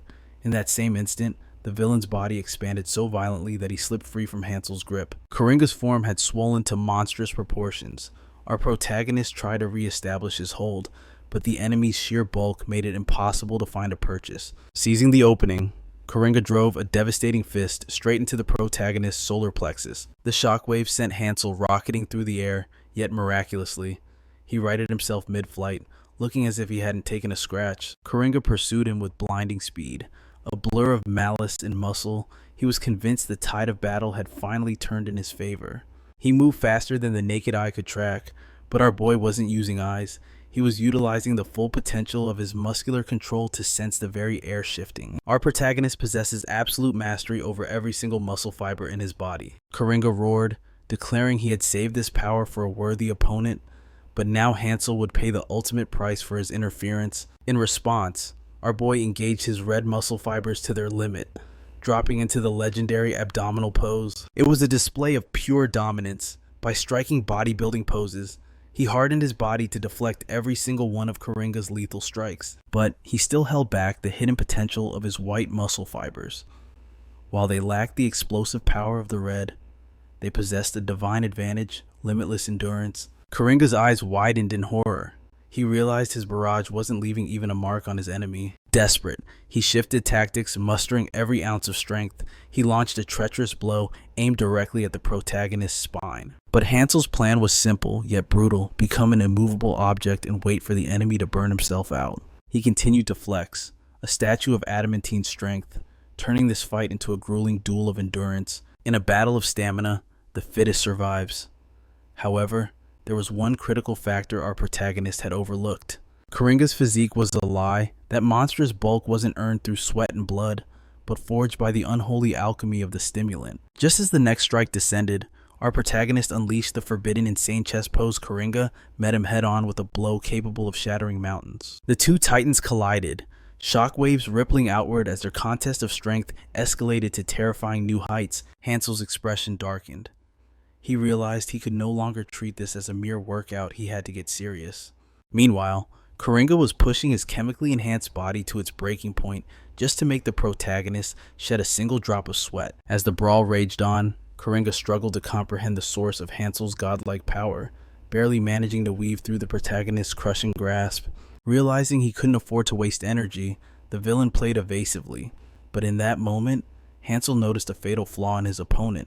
Controlling muscles is one thing, but mastering the nervous system under such strain is a feat even the gods struggle with. Even our protagonist's rapidly evolving body hadn't fully adapted to that level of control. Victory now relied on one thing waiting for Coringa's artificial strength to crumble. Meanwhile, on the secondary battlefield, the low-intelligence zombie found himself being overwhelmed by the human's relentless passive abilities. In a fit of rage, the undead creature began to rotate wildly, spinning his outstretched arms like a whirlwind of death. The centrifugal force carved out a zone of safety, roaring with frustration. The simple-minded monster mocked the humans, calling them frail. The slender fighter knew he couldn't match the beast in raw power, but he possessed the one weapon the zombie lacked: tactical intelligence. The so-called power of friendship is useless here. The moment the slender fighter unleashes his technique, he is brutally crushed by the mindless zombie's devastating fist. That single catastrophic blow sends him flying across the battlefield like a rag doll. Witnessing this, Big Bear roars in fury. He charges forward, wielding a heavy, dull blade that cleaves through enemies with sheer, unadulterated violence. He aims to pulverize the brainless undead, but his swing is fatally slow. Despite its massive size, the creature vanishes into thin air. It leaves only the fallen fighter's body in the dust. Big Bear's momentum is unstoppable. He cannot halt his blade yet. By some miracle, he manages to divert the force, sparing his fallen comrade from total annihilation. He sighs with relief, but his guard is down. He fails to sense the killing intent behind him. The mindless beast is already poised to strike. Death breathes down his neck, but before he can even turn to face his doom, the unexpected occurs. Big Bear blinks, and his enemy is gone. Something or someone has obliterated the threat in a split second. It is our protagonist. He casually struck the creature down as if swatting a fly. Ignoring the chaos, the hero returns to his own battle with cold indifference. Big Bear stands frozen in shock, his mind reeling from the realization that monster was decimated with one punch. Perhaps Big Bear should beg to join the protagonist's hellish training regimen. Meanwhile, far from the bloodshed, a tranquil city rests by the borders of the Azure Sea. A messenger races against time to locate the legendary female general. Desperation is written all over his face. She demands an explanation. What catastrophe could justify barging into her sanctuary uninvited? Intoxicated and flushed with desire, she teases him, suggesting they engage in some pleasurable activities. But the messenger is stone-faced. This is no time for games. The situation is critical. As the general tries to sober up, he delivers the nightmare news the castle is under siege by an undead horde, and her god-tier strength is needed now. Yet, she waves her hand, dismissing the panic. She insists the regular army can handle a few corpses. That is, until the messenger reveals the mastermind's name, Joker. Silence falls over the room. The general's playful demeanor vanishes. She knows exactly who that monster is. Memories flood back. A smile creeps across her face, twisting into a maniacal grin that sends shivers down the messenger's spine. He pleads urgency again, but she laughs. She declares this the perfect opportunity. She is not worried about the castle. She is pitying the fate that awaits Joker at her hands. Furthermore, the castle is not defenseless. She reminds him that two formidable shields protect it. First, the reliable warrior Hansel, and second, her adorable niece. Wait, hold on, let me correct the record here. This prodigy is indeed the general's niece, and if the rumors are true, she is destined to become the #1 warrior on the entire continent. Back on the battlefield, Rain is locked in combat. She focuses her chi, unleashing secret techniques to secure victory against Elisa. This land has suffered through an endless era of war, a cycle of bloodshed with no horizon in sight. In ancient times, physical cultivation was forbidden, and the elves faced brutal persecution. That changed when a human doctor revealed the secrets of elven meditation and Icos training. This revelation revolutionized warfare. What began as simple exercise evolved into a lethal battle art, now mastered by the elven race. Rain was raised within the depths of the elven forest, absorbing their ancient wisdom. She has achieved perfection in their arts. Her agility is godlike, allowing her to balance effortlessly on the very edge of an enemy's blade. 7 years of hellish training have culminated in this moment. She hasn't just learned the style, she has evolved it into something entirely her own. Seeing Rain airborne, Elisa scoffs. She believes mid-air evasion is impossible at this range. Elisa charges to deliver the finishing blow, but Rain was waiting for this steel sings against steel as they collide in the sky. Elisa pushes forward, using pure momentum to crush her opponent. But Rain's secret arts are far too refined for brute force. Rain slides along the steel with impossible grace. She catches the weapon with her feet, neutralizing the attack. Rain declares that such clumsy attacks will never reach her. But Elisa, though outmaneuvered, grins she is far from finished. Before Elisa can react, Rain unleashes a flurry of strikes. Her sword becomes a blur of silver light. Rain taunts her opponent, suggesting she try spinning like she did before. Fury burns in Alyssa's eyes. She screams that she needs no advice from a foe she intends to kill. As Elisa pours more power into her strikes, Rain sighs. She advises the girl to use her head, noting her style mimics the general's. But the difference is heaven and earth. Alyssa's technique is a mere droplet compared to the general's boundless ocean. After trading a few more blows, Rain realizes even that comparison was too generous. Miles away, the general sips her wine in peace. She rubs her ear. Someone must be gossiping about her. Back in the fight, Alyssa snaps. She readies every hidden blade on her body for an all-out assault. Rain decides to end this now. She unleashes a storm of steel, aiming to annihilate him with a final barrage. But the girl activates physical reinforcement. She deflects the onslaught with terrifying ease, her skin hard as iron. Rain spots a fatal opening in her stance. The moment of judgment has arrived. Coiling her muscles like a viper, she lunges, but just as the blade falls, the scene shifts back to our main hero. Having blocked the last heavy blow, Hansel expects Joker to be gasping for air by now. And indeed, the villain realizes the power gap between them is not just a distance, it is an endless abyss. Our hero is baffled by Joker's infinite stamina, while the villain stares in horror at a man who refuses to bleed. Joker unleashes a frenzy of attacks, desperate to crack the code of Hansel's physique. "Why won't you fall?" he screams in rage. Hansel merely smirks at the desperate question. "That's my line, weakling." Joker reveals his ace card. This serum was crafted to slay General's power, dense enough to rival an ancient dragon. Unimpressed, Hansel sighs. "Borrowed power is useless. You need to go back to the training grounds." Joker blocks the strike, his muscles swelling grotesquely. But this isn't a technique. It's the horrifying recoil of the drug. He stumbles back. If he doesn't inject the neutralizer now, his body will self-destruct from the overload. Hansel watches closely. What kind of forbidden alchemy is this Joker's form warps and twists in mere seconds? His flesh bubbles and sags as if he is melting into sludge. Bile erupts from his throat. A vile, toxic green. Hansel suspects simple malnutrition, but the system pings incorrect. After purging the toxin, the monster vanishes. Left behind is a withered, skeletal man broken by time. His hands shake violently. He reaches for another dose, but terror finally freezes his heart. Why did he challenge this monster desperate to survive? He tries to talk his way out. We don't have to fight. Look at this beautiful world. Violence is such a tragic waste of life, isn't it? Hansel steps closer, his aura suppressed but heavy. "You're right. I have no desire to keep hitting you. But you started this war, and your little rampage interrupted everyone's training regimen." Hansel's eyes glow with fury. Realizing his doom, Joker falls to his knees, begging for mercy. He never thought his ambition would lead to this abyss. Pure fear consumes him now. "I just wanted to save Alyssa," he cries. Hansel looks down at the broken wretch. Who is this woman? Joker swears everything was for her. Memories flood back. A crow watches from a jagged post. "She is gone," Joker whispers. "She was executed by the very people she protected. His crusade isn't justice, it is pure, unadulterated vengeance." Seizing the moment, Joker grabs the forbidden vial. This variant destroys the mind to fuel the body with madness. It's the unstable trend alone. Just as Hansel lowers his guard, Joker plunges the needle into his own neck. Before the madness rots his brain, he has one goal: to tear the protagonist apart limb from limb. His flesh begins to warp, but then fate intervenes. Joker's bloodlust evaporates instantly. His eyes lock onto a silhouette in the sky, an impossibility. Elisa has been defeated. The narrative rewinds. The clock turns back 32 years. While soldiers clash in the courtyard, a young scholar sits amidst the chaos, lost in a book. This is Joker at 17. He turns to his peer.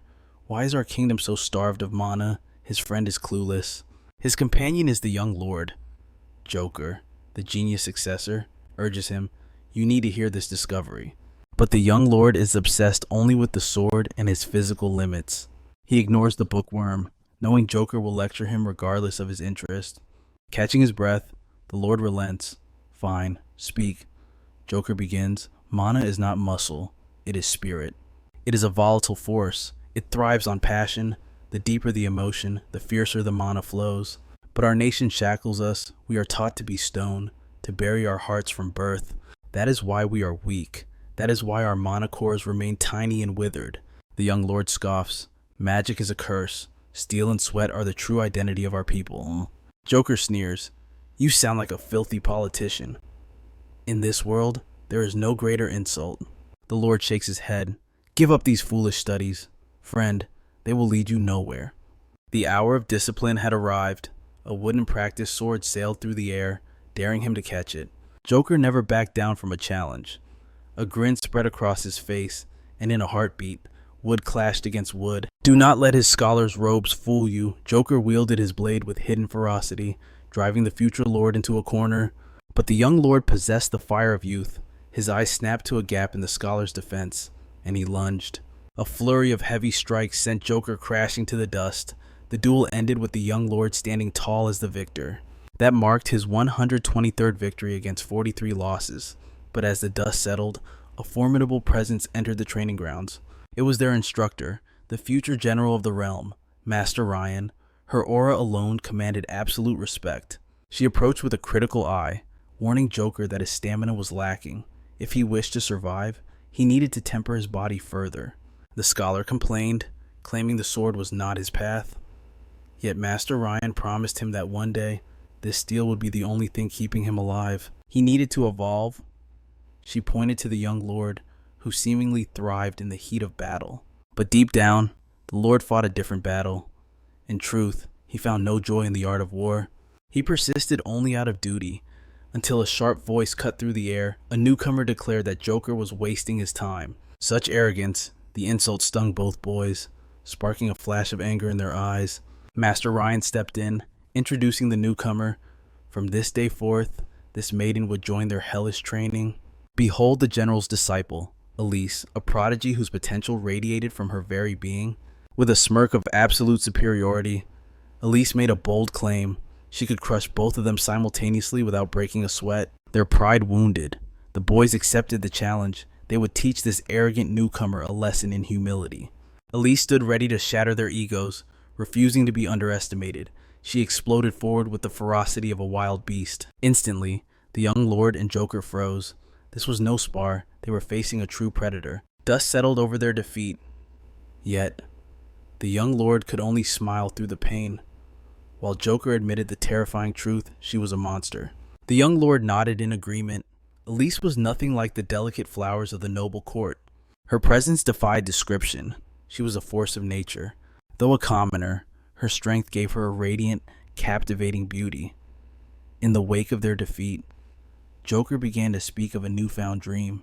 With fire in his eyes, he declared, "I will make that girl my wife." The young lord froze, stunned, for his own heart had whispered the exact same desire. Joker sensed the hesitation. The lord quickly masked his feelings, reminding his friend that Elise would never look at a man weaker than herself. And Joker, well, his swordsmanship was laughable. Yet, rejection only fueled Joker's determination. He swore to transcend his limits and become a warrior worthy of her hand. Day after day, steel clashed Joker's blood and sweat paid off, and the gap began to close. He clawed his way to 92 victories. Through sheer willpower, the scholar surpassed the noble Joker had become the alpha of the training grounds. The young lord was left reeling in disbelief. How had the genius fallen so low? The taste of defeat became his daily meal. Elise, noticing his slump, extended a hand. She offered to spar, a chance to sharpen his dulling blade. But his pride was shattered. Claiming he was buried in official duties, he retreated, terrified of falling even further behind. But there was no escaping the wrath of his father. The lord was livid that his heir was being bested by commoners and scholars. The boy quietly admitted his lack of talent, hoping for mercy, but his father's eyes held only cold fury. Smash! A wine glass shattered against the boy's face. The father roared, refusing to hear such pathetic excuses. Lord Leonardo cursed his only son as a failure. Blood and wine dripped down the boy's face as he bowed, apologizing to the tyrant. The heavens wept for him. Under a torrential downpour, the young lord sought solitude to nurse his wounded soul. Footsteps splashed through the puddles.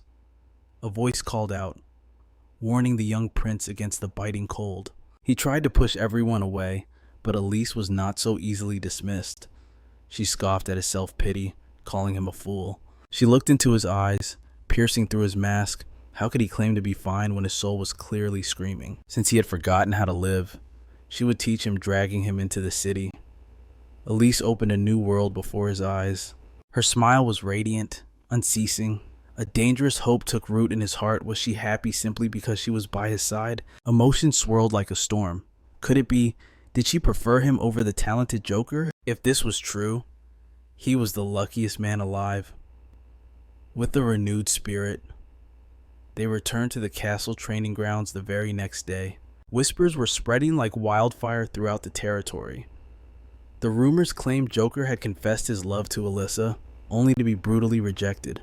For the young feudal lord, this news was a beacon of light. Convinced that the path to her heart was now open, he resolved to confess his own feelings immediately, certain that she shared his deep affection. Driven by blind optimism, the idealistic noble races toward his destiny. His chest swells with overwhelming hope. His passion burns so fiercely that he's prepared to forsake his own bloodline, believing that existing by her side is the only salvation he needs. But upon arriving at her doorstep, reality prepares to deal him a devastating blow. Through the glass of the window, and he witnesses a sight that freezes the blood in his veins. Instant agony pierces his soul. The crushing weight of rejection crashes down on him as he beholds Elisa in the company of another man. A murderous rage erupts in his heart when the man's identity becomes clear. The one standing there is the very man rumored to be cast aside. It is Joker.